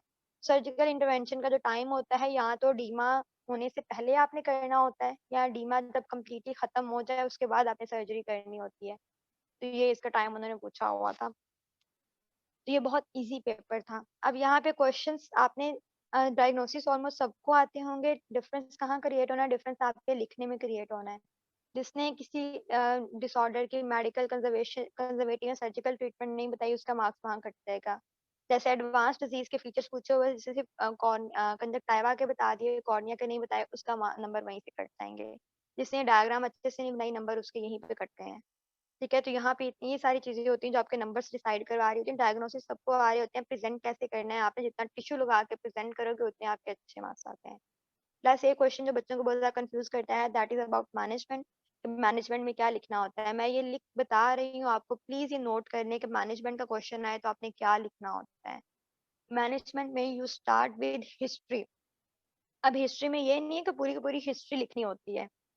हिस्ट्री में आपने हेडिंग दे के आगे ब्रैकेट डालने और ब्रैकेट डाल के आगे प्रॉपर मेंशन करें कि इस मतलब लेट्स सपोज एंडोथेल्माइटिस का सिनेरियो है, तो पेशेंट से आप हिस्ट्री में क्या क्या पूछना चाहोगे, पेन है कि नहीं है, कोई ट्रॉमा तो नहीं हुआ, कोई सर्जरी तो नहीं हुई पहले। यही 3-4 पॉइंट्स हैं जो एंडोथेल्माइटिस की हिस्ट्री में आप पूछना चाहोगे। तो यही 3-4 पॉइंट्स अपने ब्रैकेट में आगे लिख देने हैं ताकि एग्जामिनर को आइडिया हो जाए कि इस पेशेंट की अगर आप हिस्ट्री लेते हैं तो आपने ये पॉइंट्स पे फोकस करना है। दैट इज रेटिनाइटिस पिगमेंटोसा था, अगर उसकी मैनेजमेंट पूछी जाए तो उसकी हिस्ट्री में क्या चीज सबसे ज्यादा इंपॉर्टेंट हो जाएगी, उसकी हिस्ट्री में सबसे ज्यादा इंपॉर्टेंट उसकी फैमिली हिस्ट्री इंपॉर्टेंट हो जाएगी क्योंकि वो जेनेटिक डिसऑर्डर है। तो आप ब्रैकेट में जस्ट वो लिखते हैं जेनेटिक हिस्ट्री, फैमिली हिस्ट्री। तो यहाँ पे आपका हिस्ट्री कंप्लीट हो जाएगी। इन्वेस्टिगेशन जब भी आपसे पूछी जाए, बेशक मैनेजमेंट में पूछी जाए, बेशक सिंपल क्वेश्चन पूछा जाए इन्वेस्टिगेशन का, सिर्फ नाम नहीं लिखने होते। मैं अगर आपको एग्जांपल दूं तो अगर कार्डियोवैस्कुलर सिस्टम है, सीवीएस है, मैं आपको बाहर निकल के बताने लगी हूँ। कार्डियोवैस्कुलर सिस्टम में 4 ही इन्वेस्टिगेशन, 4-5 चीज आप कराते हैं। ईसीजी कराते हैं, कार्डियक एंजाइम्स कराते हैं, ठीक है। उसके बाद फिर आगे फर्दर इको करा लेते हैं, ये 3-4 आ जाती हैं। अब जितनी मर्जी सीवीएस की डिजीजेज आ जाए उनमें यही इन्वेस्टिगेशंस आती हैं, लेकिन एग्जामिनर आपसे ये नहीं जानना चाह रहा। एग्जामिनर को भी पता है कि आपको पता है कि सीवीएस के सिस्टम में यही वाली जो डिजीजेज हैं वो आती हैं। वो आपसे पूछना चाह रहा है कि इस प्रॉपर डिसऑर्डर में जो आपसे क्वेश्चन में किया गया है, इसकी जब आप इन्वेस्टिगेशंस करा रहे हो तो उसमें क्या फाइंडिंग्स भी आएंगी साथ, वो भी बतानी है आपने। तो जो बच्चे सिर्फ लिख देते हैं सीबीसी करा लो, एक्सरे करा लो, बस ये 3-4 पॉइंट्स लिख दिया, उसको नंबर पूरे नहीं मिलने, नंबर उसको पूरे मिलना है जिसने सीबीसी के आगे ब्रैकेट में मेंशन करेगा कि मैं सीबीसी में देखना क्या चाह रही हूँ। अगर डेंगू फीवर है तो डेंगू फीवर की सीबीसी में मैं प्लेटलेट काउंट, डब्ल्यूबीसी काउंट, हिमेटोक्रेट देखना चाह रही हूँ। तो मैं आगे मेंशन करूंगी कि उसमें डब्ल्यूबीसी कम हुए होंगे, प्लेटलेट्स कम हुए होंगे, हिमेटोक्रेट इंक्रीज हुआ होगा। एग्जामिनर जैसे ही मेरा ये पॉइंट देखेगा मुझे वहीं पे इन्वेस्टिगेशन में फुल मार्क्स मिल जाएंगे। लेकिन अगर सिर्फ सिंपल मैं लिख दूंगी मैंने सीबीसी कराई है, एक्सरे कराया, तो वो तो हर डिसऑर्डर में हम कराते हैं। आपको पता है जितनी भी बेसलाइन इन्वेस्टिगेशंस होती हैं उनमें सीबीसी होती है। तो आपने क्या डिफरेंस क्रिएट कर दिया इस डिजीज के लिए स्पेसिफिकली इन्वेस्टिगेशन करा के? कोई भी नहीं। तो आपने मेंशन करना होता है कि आपने इन्वेस्टिगेशन कराई है तो किस रीजन से कराई है, उसमें क्या फाइंडिंग आप एक्सपेक्ट कर रहे हैं। If you want good marks तो आपने ये लिखना होता है। अगर ये नहीं लिखेंगे आपके मार्क्स वहीं पे कटेंगे। यहाँ पे डिफरेंस क्रिएट होता है, एक वो बच्चा जो डिस्टिंक्शन लेने जा रहा है और एक वो बच्चा पास होने जा रहा है। एग्जामिनर आपको नंबर देगा, गलत नहीं करेगा, आपको नंबर मिलेंगे, फुल नंबर नहीं मिलेंगे यहाँ पे। तो एक हिस्ट्री होगा, इन्वेस्टिगेशन हो गया, एग्जामिनेशन भी इवन उसके आपके पॉइंट्स आपने बताने होते हैं कि एग्जामिनेशन पे अगर एंडोथेल्माइटिस है तो उसमें आप क्या एग्जामिनेशन पे क्या फाइंडिंग सोच रहे हो कि आपको मिलेगी। पेनफुल, आपको ऑकुलर मूवमेंट्स पेनफुल हो जाएंगी, रेडनेस मिलेगी, स्वेलिंग मिलेगी। तो ये पॉइंट्स आप 3-4 अंदर लिखते हैं एग्जामिनेशन की हेडिंग देके, तो एग्जामिनर को आइडिया हो जाएगा कि आपको क्वेश्चन आता है। और फिर आता है उसके बाद उसके इन्वेस्टिगेशन के बाद ट्रीटमेंट। तो ट्रीटमेंट आपने वैसे ही बताना है, कंजर्वेटिव, मेडिकल और सर्जिकल। तो ऐसे आपके आंसर यहाँ पे आपके जो क्वेश्चन के मार्क्स हैं वो डिसाइड होते हैं कि आपको अच्छे मार्क्स मिलने हैं या मार्क्स कम होने हैं। जिन बच्चों को सबसे बड़ा रीचेकिंग के दौरान मसला होता है ना कि मैंने यहाँ पे सारा कुछ लिखा था, मेरे नंबर क्यों कट रहे हैं, वो इस वजह से कटते हैं क्योंकि आपने अगर मेंशन ही किया होता है कि आपने इन्वेस्टिगेशन क्यों करा रहे हैं, ट्रीटमेंट दे रहे हैं, तो क्यों ट्रीटमेंट ये वाला ही दे रहे हैं। ठीक है, हिस्ट्री में क्या पूछ रहे हैं, एग्जामिनेशन में क्या पूछ रहे हैं। अगर सिर्फ ट्रीटमेंट का क्वेश्चन है तो उसमें हिस्ट्री, एग्जामिनेशन, इन्वेस्टिगेशन नहीं लिखना होता। लेकिन मैनेजमेंट में आपने ये सारी चीजें लिखनी होती हैं, ये प्लीज आपने सही रखना है। ठीक है, तो यहाँ पे हमारा ये जो पेपर जो सॉल्व करने वाला है वो यहाँ पे खत्म हो जाता है। अब इसके बाद जो हमारा आ जाता है आगे फर्दर आपकी मार्किंग आती है। तो मुझे बच्चों ने यहाँ पे जो वोटिंग के दौरान मेजोरिटी ने कहा है कि इम्पोर्टेंट क्वेश्चंस बता दें, सिर्फ इम्पोर्टेंट क्वेश्चंस। यही कहा है ना आप लोगों ने, मोस्ट इम्पोर्टेंट बता दें, मोस्ट इम्पोर्टेंट बता दें। हम मोस्ट इम्पोर्टेंट की मार्किंग कर लेते हैं। आप लोगों ने अपनी जो भी बुक्स आप फॉलो कर रहे हैं आपने वो खोल लेनी है। ठीक है, वो इंशाल्लाह मैं टॉपिक्स के नेम्स बोलती जाऊंगी, आप उनको मार्क करते जाइए। वो टॉपिक्स हैं जिनमें से इंशाल्लाह आपका प्रॉफ का आने का चांस होगा। लेकिन इसका मतलब मैं अगेन बता रही हूँ कि ये गारंटी नहीं है कि आपको मतलब इसी में से क्वेश्चन आएंगे। अनएक्सपेक्टेड क्वेश्चन आता होता है, एक क्वेश्चन अनएक्सपेक्टेड आता है। Retinitis pigmentosa in UHS was unexpected, although ये बच्चे करके जाते हैं, लेकिन इससे ज्यादा इंपॉर्टेंट क्वेश्चंस और थे रेटिना के चैप्टर में, लेकिन वो आया हुआ था। ठीक है, इस तरह प्रेस बायोपिया वाला क्वेश्चन ये बहुत आम सा क्वेश्चन है, ये तो फिजियोलॉजी में हम पढ़ के आए हुए हैं। तो ये क्वेश्चन आना बनता नहीं था, लेकिन अनएक्सपेक्टेड लाना था तो उन्होंने ये दे दिया पकड़ के। जी, मैनेजमेंट इन्वेस्टिगेशन बाय ट्रीटमेंट भी आपने लिखना होता है। आपने प्रॉपर बताना होता है कि पेशेंट अगर आपके पास आ गया है तो आपने इसको मैनेज कैसे करना है, starting from the history till the end. वो ठीक कैसे नहीं हो जाता। हाँ, ट्रीटमेंट में फॉलो अप भी लिख लिया करें, कुछ ऐसे डिजीज होते हैं जिनमें फॉलो अप रिक्वायर्ड होता है। तो अच्छे नंबर लेने तो फॉलो अप लिख लिया करें कि फॉलो अप भी करना है आपने। अच्छा, मैं अब आपको टॉपिक्स मार्क कराने लगी हूँ। एक चीज जो है, मैं आपको ग्रुप्स में ना एक आई की गाइडलाइन का पीडीएफ भी शेयर करूंगी। उसमें जतोई और जोगी दोनों से लिखा हुआ है। जतोई जो मेन बुक रख के पढ़ रहे हैं और जोगी से जो जो एक्स्ट्रा चीजें आपको करनी चाहिए विद रिस्पेक्ट टू योर वाई या एमसीक्यूज, तो उसमें वो मेंशन है। तो आप लोग अगर वो करना चाहें तो लाजमी कर सकते हैं, अदरवाइज इट्स योर चॉइस आप करना है कि नहीं करना है। बुक्स खोल लें सब लोग।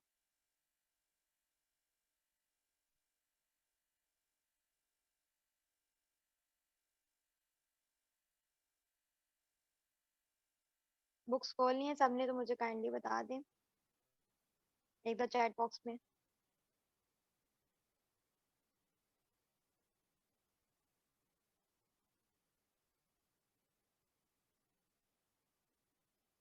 ओके, जोतोई ही आप सबने खोली होगी, होपफुली सबके पास जोतोई ही होती है। जोगी तो पीडीएफ में होती है सबके पास।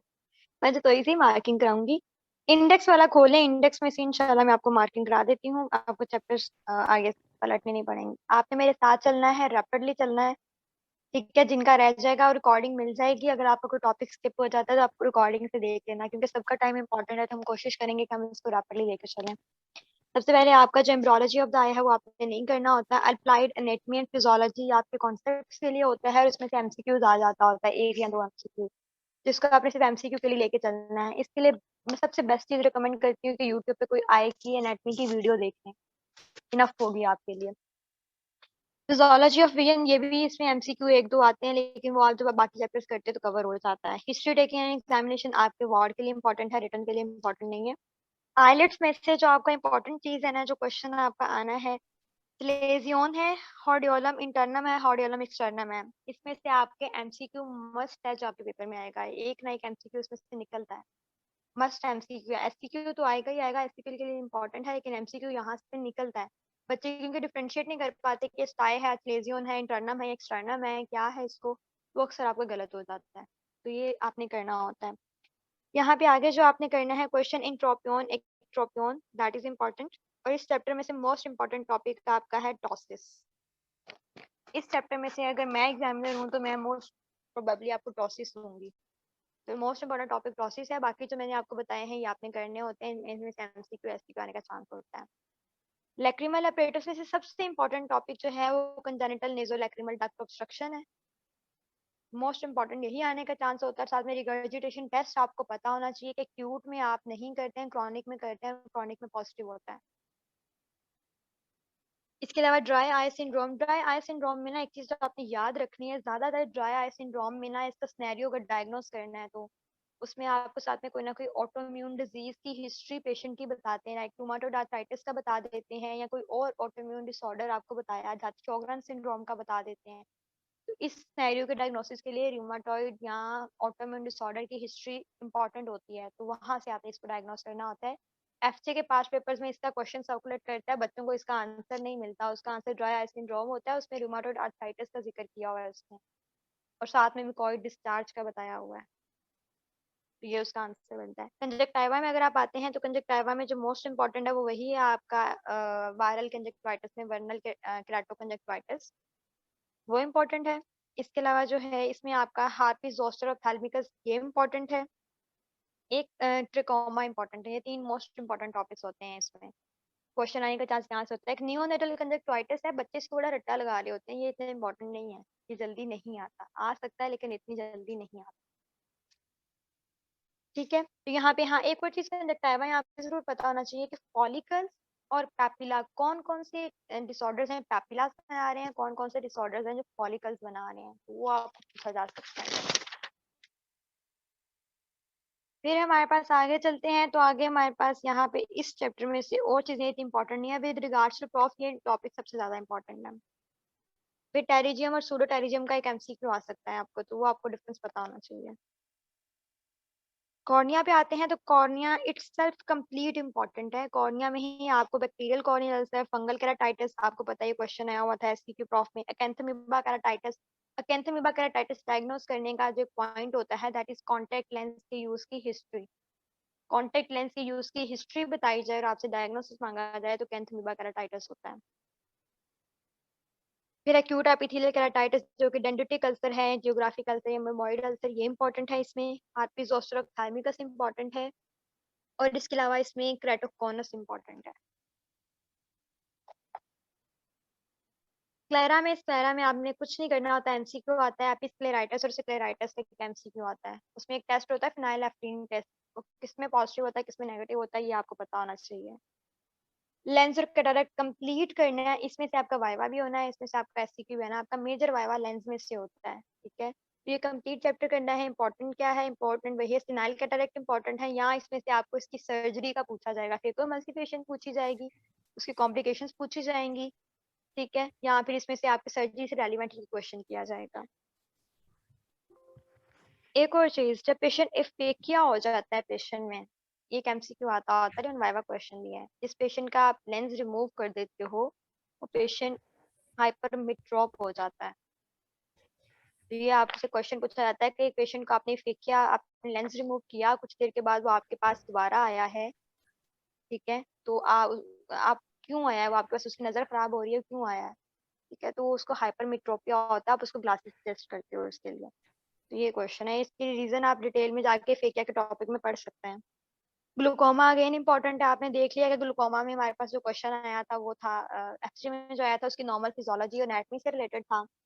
जो बच्चों में जो इसका आने का चांस होता है उसमें हमारे पास आता है यहाँ पे ओपन एंगल या एंगल क्लोजर आता है, यहाँ इसके अलावा हमारे पास कंजेनिटल ग्लूकोमा आता है। तो ये तीन यहाँ पे इंपॉर्टेंट होते हैं। यूवेल ट्रैक में दो तीन क्वेश्चंस हैं। एराइडोसाइक्लाइटिस कंप्लीट आना चाहिए आपको। ऐसी कोई डिजीज आपको क्वेश्चन में बता दी जाए जिसमें इंटीरियर चैम्बर भी खराब है, कॉर्निया भी खराब है, पीछे भी खराब है, रेटिना भी खराब है, सारा कुछ ही खराब है, तो वो इंटीरियर यूवाइटिस होता है। मतलब जिसमें बहुत सारे सिम्टम्स बताए जाए ना आपको, उसका अक्सर आंसर इंटीरियर यूवाइटिस होता है, पेनफुल कंडीशन होती है। एंडोथेल्माइटिस, पैनोथेल्माइटिस, दीज आर इंपॉर्टेंट। और सेकंड क्वेश्चन जो आपको पता लग गया है कि सेकेंडरी कॉजेज ऑफ यूवाइटिस, वो सारे ये जो नाम बताए हुए हैं, ट्यूबरकुलस यूवाइटिस, टोक्सोप्लाज्मोसिस यूवाइटिस, के आगे जितनी भी डिजीजेस के नाम बताए हुए हैं सेकेंडरी ही है। फिर इसमें जो डिफरेंट दिया हुआ है ना, difference between anterior, intermediate and posterior uveitis, इसमें से एमसीक्यू आता है आपका, तो ये आपने करना होता है, अच्छे से करना होता है, इस टेबल को रटना होता है।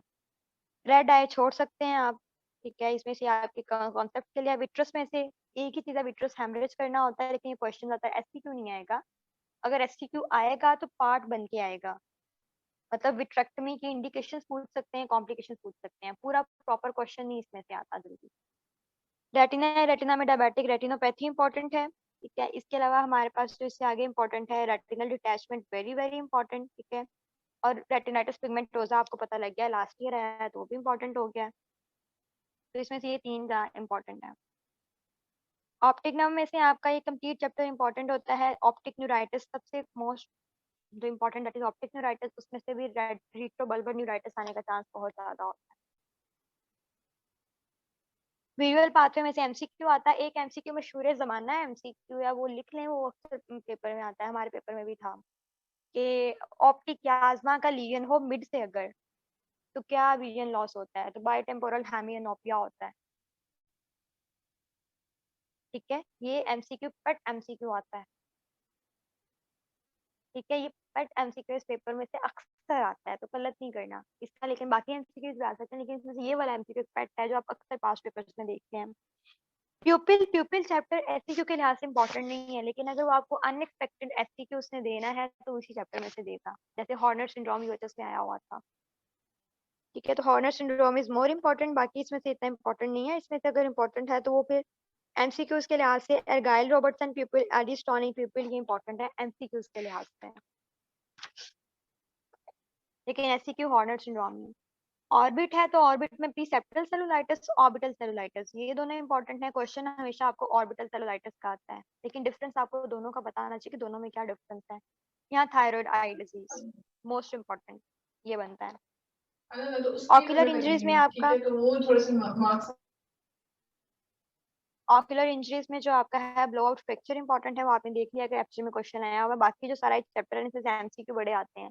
मैं ये चैप्टर रिकमेंड करती हूँ कि अगर आपने पूरी आय कर ली है ना कवर, मतलब सारे चैप्टर्स एक दफा हो गए हैं, फिर आप इस चैप्टर को रीड करना। आप इस चैप्टर को रीड करेंगे ना, आपके बाकी जो टॉपिक्स के एमसीक्यूज भी कवर होना शुरू हो जाएंगे। इस टॉपिक में ना बहुत अच्छी चीजें एक्सप्लेन की हुई हैं। कॉर्नियल इंजरी हो तो उसमें क्या होता है, ठीक है, कंजक्टिवा में फॉरेन बॉडी हो तो क्या होता है, ये सारे टॉपिक पीछे आप पढ़ के आए हुए हैं, ऑलमोस्ट आपने पढ़े हुए हैं, लेकिन इसमें एमसीक्यूज कवर होना शुरू हो जाते हैं, तो यहाँ से एमसीक्यूज निकल आते हैं। तो एमसीक्यू के लिए टॉपिक का पूरा रीड करें अच्छे से, लेकिन एमसीक्यू के लिए जस्ट ब्लो आउट फ्रैक्चर या chemical injury sometimes errors of reflection सारा ही इंपॉर्टेंट है। ज्यादातर इसमें से एस्टिग्मेटिज्म, प्रेसबायोपिया आया हुआ था लास्ट ईयर, एस्टिग्मेटिज्म इंपॉर्टेंट है। हाइपरमेट्रोपिया और मायोपिया में से मायोपिया ज्यादा इंपॉर्टेंट है, तो डिपेंड करता है आपको क्या क्वेश्चन आता है। स्क्विंट सारा इंपॉर्टेंट है, लेकिन इसमें से जो मोस्ट इंपॉर्टेंट कंजेनिटल इसोट्रोपिया जो है ना, ये बहुत इंपॉर्टेंट है, और एम्बालोपिया बहुत इंपॉर्टेंट है। लेकिन स्क्विंट आपको अच्छे से कर लेना बच्चों, प्लीज। ये एमसीक्यूज इसमें आ जाते हैं, कंफ्यूज करते हैं पेपर में बैठ के, उस टाइम मसल्स के फंक्शन समझ नहीं आ रहे होते हैं अच्छे से, एमसीक्यूज गलत होना शुरू हो जाते हैं। तो एमसीक्यू ये गलत नहीं करने यहाँ से। जो क्रेनियल नर्व पाल्सीज हैं वो इतनी इंपॉर्टेंट नहीं है, लेकिन एमसीक्यू में वो आपको पूछ सकते हैं। जो ड्रग्स हैं, ड्रग्स के साइड इफेक्ट्स और वो सारा वो आपको देख लिया कि प्रोस्टाग्लैंडिन के साइड इफेक्ट्स पूछे हुए थे इन्होंने रिटर्न में, लेकिन ड्रग्स के ज़्यादा क्वेश्चन आपको आता है आपके वाइवा में, आपको ड्रग आइडेंटिफाई कराते हैं, उसके यूजेस पूछते हैं, उसके साइड इफेक्ट्स पूछते हैं, लेकिन आपको पेपर में आ सकता है तो आपको ड्रग्स का मेजर मेजर ड्रग्स का पता होना चाहिए। और इसके अलावा अगला चैप्टर डीडीज का है, ठीक है। तो डीडीज वाला जो चैप्टर है ये आपको आपके डीडीज बनाने में हेल्प आउट करता है। उसमें बताया हुआ पेनफुल लॉस ऑफ विजन है तो क्या डीडीज बनते हैं, पेनलेस लॉस ऑफ विजन है क्या डीडीज है, सडन है तो क्या डीडीज हैं, ग्रेजुअल है तो क्या डीडीज हैं, पैपिलास है तो क्या डीडीज हैं, फॉलिकल्स हैं तो क्या डीडीज हैं। ये मोटे मोटे क्वेश्चन है वहां से आप उसके डीडीज बना सकते हैं। बाकी ophthalmic instruments according to your wants जितना आपको इम्पोर्टेंट है। तो ये मैंने आपको मार्किंग करी है मोस्ट इंपॉर्टेंट टॉपिक की अकॉर्डिंग टू योर प्रॉफ जो कि आने के चांसेस हैं। स्टिल आई एम सेइंग कोई बंदा आपको गारंटी नहीं दे सकता कि इन्हीं में से पेपर आएगा, अनएक्सपेक्टेड क्वेश्चंस आते हैं। इसके अलावा आपके पास एक गाइडलाइन का पीडीएफ मैं शेयर कर दूंगी, उसमें जोगी से कुछ टेबल कुछ चीजें मेंशन है कि आप ये कर लें फॉर वाइवा फॉर एमसीक्यू, तो आप लोग वो जोगी के पीडीएफ से कर लीजिएगा, आपको इंशाल्लाह फायदा होगा। सारी जोगी मत करें बेशक, लेकिन वो चीजें कर लीजिएगा। तो यहाँ पे हमारा बुक की मार्किंग भी कंप्लीट हो जाती है। उसके बाद आपका आगे फर्दर जो पॉइंट डिस्कस होने वाला रह गया है मैं वो देख लूँ। एक क्वेश्चन जो मैं कहना चाह रही थी कि जो आए हैं ना उसके वीडियो लेक्चर्स ले लिया करें। वीडियो लेक्चर्स मतलब एनिमेटेड लेक्चर्स आप लोग यूट्यूब पे अवेलेबल होते हैं, ले लिया करें टॉपिक पढ़ने से पहले, आपको कॉन्सेप्ट अच्छा मिलेगा और रिटेन भी रहेगी। इसके अलावा उन बच्चों का क्वेश्चन के प्रॉफ के लिए आए को कितने डेज देने चाहिए, तो जिनका प्रॉफ में टाइम है 8 days for prof are more than enough for eye, more than enough. अगर आपको पता है कि आपने पढ़ना कैसे, स्केड्यूल कैसे बनाना है, इससे ज़्यादा टाइम आए को मत दें प्लीज़, इससे ज़्यादा टाइम आप पैथोलॉजी को दें, इससे ज़्यादा टाइम आप थोड़ा सा कम्युनिटी मेडिसिन के बायोस्टैट को दे दें, क्योंकि वो अक्सर कंफ्यूज करता है, तंग करता है। लेकिन इसको इतना टाइम नहीं देना, इससे ज़्यादा 8 डेज मैक्सिमम टाइम मैं आपको बता रही हूँ। प्रॉफ में 8 days for the I R enough, इसका बहुत अच्छे प्रिपेयर कर सकते हो। एक टिप जो मैं हर बच्चे को देती हूँ फॉर डिस्टिंक्शन, वो ये ज़रूर देती हूँ कि आप एक चैप्टर पढ़ रहे हैं, मैं कंजक्टिवा का चैप्टर आज पढ़ रही हूँ, मेरे पास एक रजिस्टर होना चाहिए।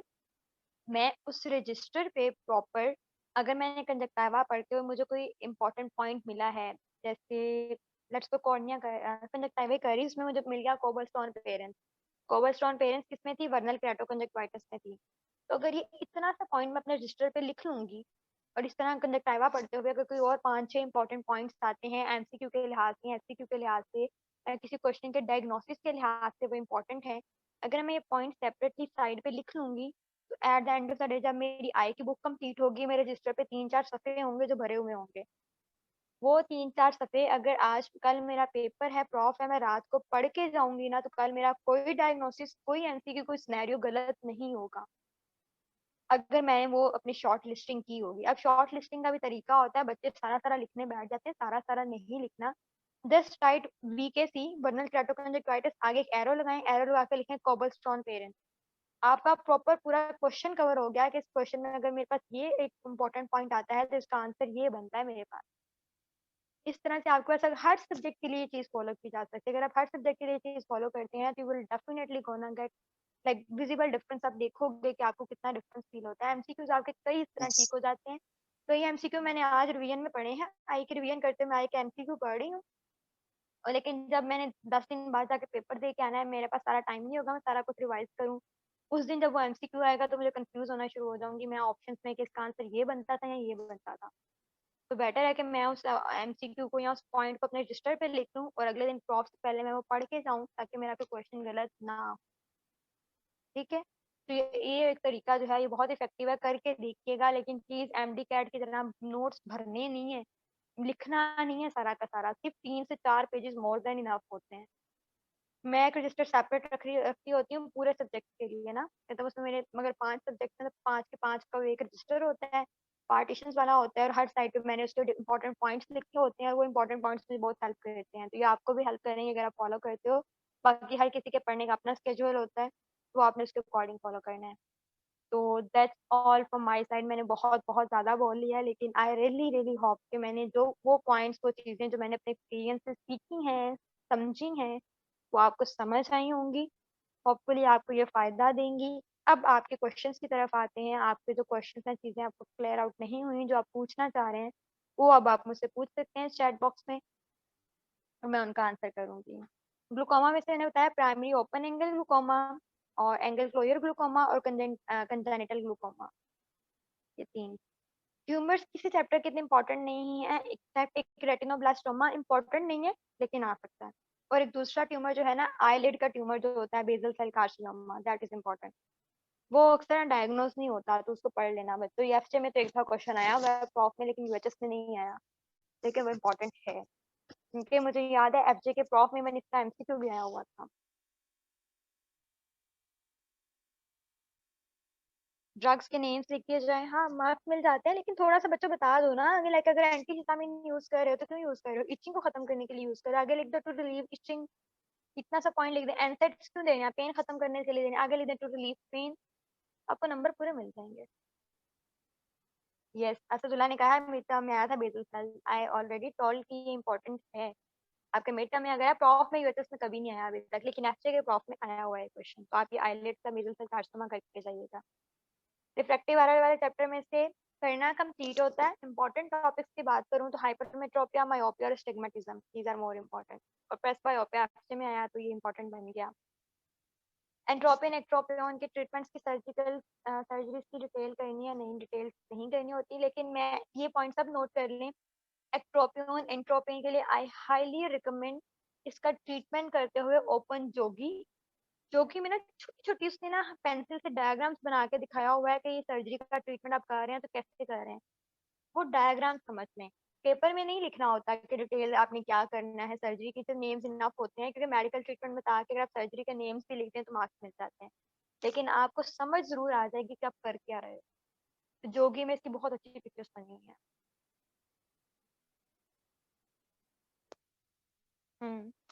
नेम्स आपके नहीं करने होते, मार्क्स आपको मिल जाते हैं, मेडिकल ट्रीटमेंट लिख दिया साथ में सर्जरी के जस्ट नेम लिख दिया enough. Best video lectures for आए, मुझे यूट्यूब पे कोई बेस्ट नहीं मिले, सेल्फलेस मेडिकोस के अवेलेबल हैं, ठीक है, लेकिन मुझे वो ऐसे इतने पसंद नहीं है। बहुत अच्छी एफर्ट है उनकी, लेकिन मुझे उनके कॉन्सेप्ट पे थोड़ा सा होता है, मुझे इतनी समझ नहीं आती, तो मैंने कोई ऐसा कह नहीं सकती कि बेस्ट वीडियो लेक्चर्स कौन से अवेलेबल हैं। एनिमेटेड वीडियोस देख लें या कोई और देख लें, मेरे लेक्चर जरूर अवेलेबल हैं, लेकिन वो पेड हैं, तो वो अगर कोई लेना चाहे तो डेफिनेटली ले सकता है, आई के लेक्चर्स अवेलेबल हैं।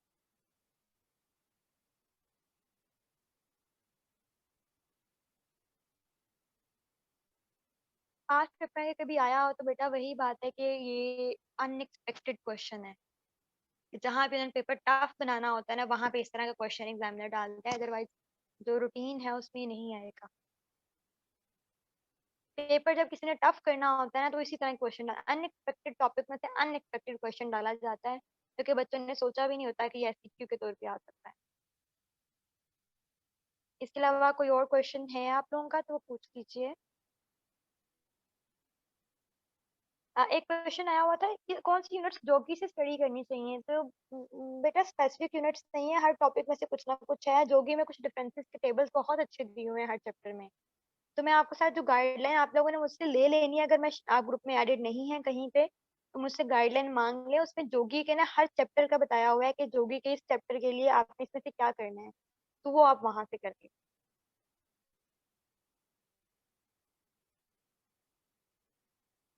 फायदा का मैथ से 2 डेज में फुल लाइक कैसे कवर कर सकते हैं, 2 डेज में फुल लाइक कवर नहीं करनी, 2 डेज क्योंकि अगर आपका पेपर वगैरह तो आपने रिवीजन करनी है, तो रिवीजन में मोस्ट सबसे पहले जो है ना आपके चैप्टर्स, या दो रिवीजन करने के 2 तरीके होते हैं, कुछ लोग करते हैं पहले बड़े बड़े चैप्टर्स फिर करते हैं छोटे, कुछ मेरे जैसे लोग होते हैं जो पहले करते हैं छोटे चैप्टर्स ताकि उन्हें तसल्ली हो जाए कि उनके 3 या 4 चैप्टर कवर हो गए, थोड़े रह गए हैं आगे, फिर वो बड़े वाले चैप्टर करते हैं। इट्स डिपेंड्स ऑन यू कि आपने कौन सी स्कीम फॉलो करनी है, आपको तसल्ली किससे मिलती है, बड़े वाला चैप्टर पहले करने से मिलती है या छोटे वाला चैप्टर पहले करने से मिलती है।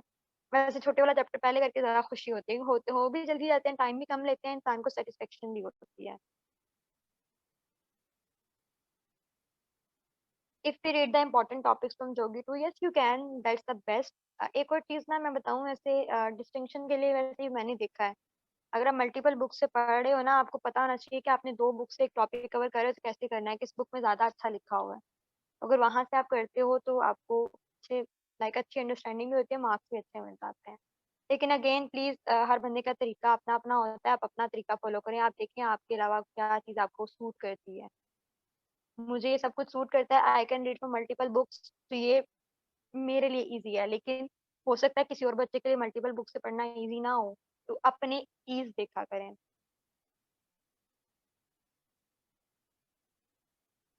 एक बच्चे ने क्वेश्चन पूछा है, बच्ची ने स्पेरा का क्वेश्चन है कि चैप्टर पूरे नहीं करने, विट्रस में सिर्फ विट्रस हेमरेज करना है, तो आंसर के लिए चैप्टर पूरा रीड करना है। नहीं बेटा, नहीं करना। इससे से क्वेश्चन नहीं आएगा, यहाँ से एमसीक्यू इतनी जल्दी निकलेगा नहीं। निकलेगा तो हेमरेज में से या विट्रेक्टमी का ही कोई क्वेश्चन निकलेगा एमसीक्यू से। एक और चीज तो मैं आपको बताऊं, ट्रिक होती है कि अगर आपके पास पेपर में कोई ऐसा एमसीक्यू देखो ना, उस टॉपिक में से जो आपने नहीं किया या गाइडलाइन में मार्क नहीं था या इम्पोर्टेंट नहीं था, तो आप वो टॉपिक पढ़ लिया करो। क्यों? क्योंकि अगर एक दफा उसमें से एमसीक्यू आ गया है ना, इसका मतलब है कभी कोई और एग्जामिनर भी उस टॉपिक में से कोई और एमसीक्यू भी दे सकता है, या हो सकता है वही वाला रिपीट कर दे। तो अगर आपके पास टाइम हो तो पढ़ लिया करें, लेकिन अगर नहीं है तो फिर छोड़ दें। जोगी के अलावा कोई रिकमेंडेड बुक नहीं है, मैंने नहीं देखी। दो ही हैं बस, ये दो ही कवर हो जाए बड़ी बात है।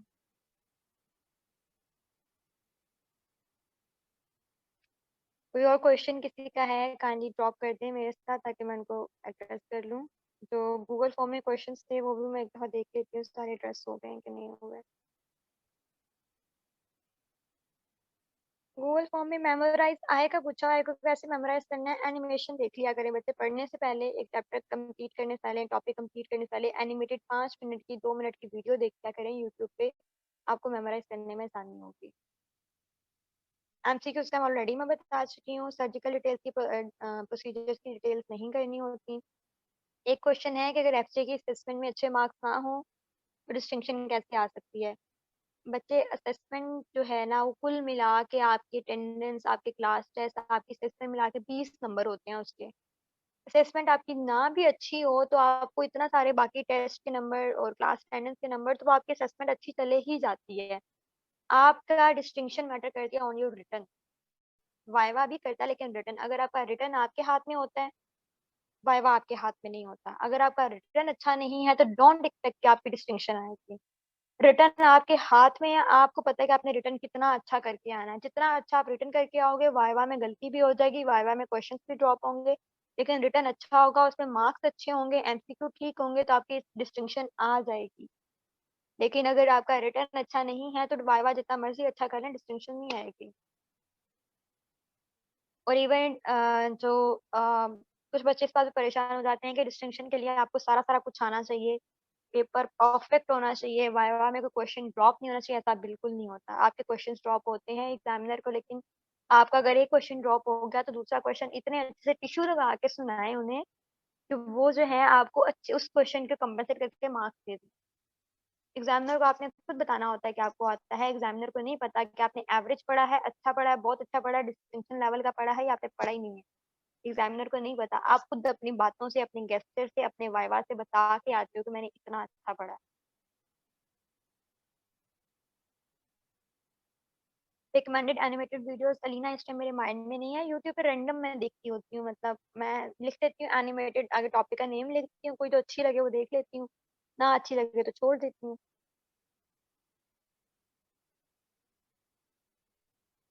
जो डायग्नोसिस का क्वेश्चन मुझसे पूछा हुआ था गूगल फॉर्म में कि डायग्नोसिस कैसे बनाना है, I highly recommend short listing for that. Short listing करें, आपके डायग्नोसिस ऑटोमेटिकली पेपर में बन जाएंगे। आपको पता होगा ये पॉइंट है तो इसका डायग्नोसिस ये बनता है। तो इन एमसीक्यू प्रैक्टिस करते हुए भी कुछ ऐसे एमसीक्यू होते हैं जो मुझे मतलब मुश्किल लग रहे होते हैं, या उनके कॉन्सेप्ट मुझे अच्छा लग रहा होता है कि मुझे भूल जाएगा, मैं उसको भी लिख लेती होती हूँ। पास्ट क्वेश्चंस आपको बहुत हेल्प करते हैं, please please please past questions नहीं छोड़ के जाने। यूएचएस वाले क्वेश्चंस भी किया करें और एफजे वाले भी किया करें, क्योंकि समटाइम्स ऐसे होता है अनएक्सपेक्टेड क्वेश्चन वो एफजे में आया होता है, यूएचएस में नहीं है, तो समटाइम्स आपके पेपर में आ सकता है। अगर यूएचएस में आया हो, एफजे में कभी पहले नहीं आया तो आ सकता है। तो दोनों तरह से प्रैक्टिस किया करें, आपको फायदा होता है। एफजे वालों को तो स्पेशली फायदा होता है इसका।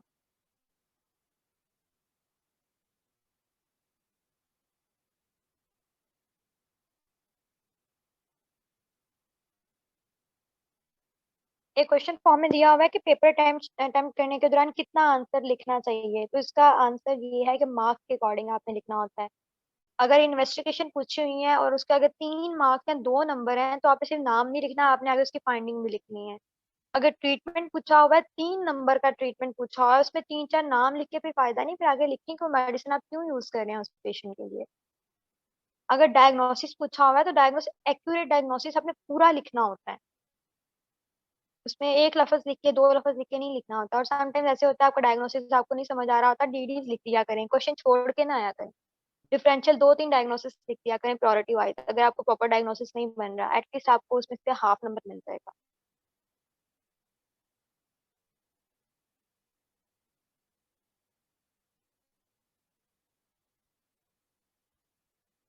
आई guess we are done with today.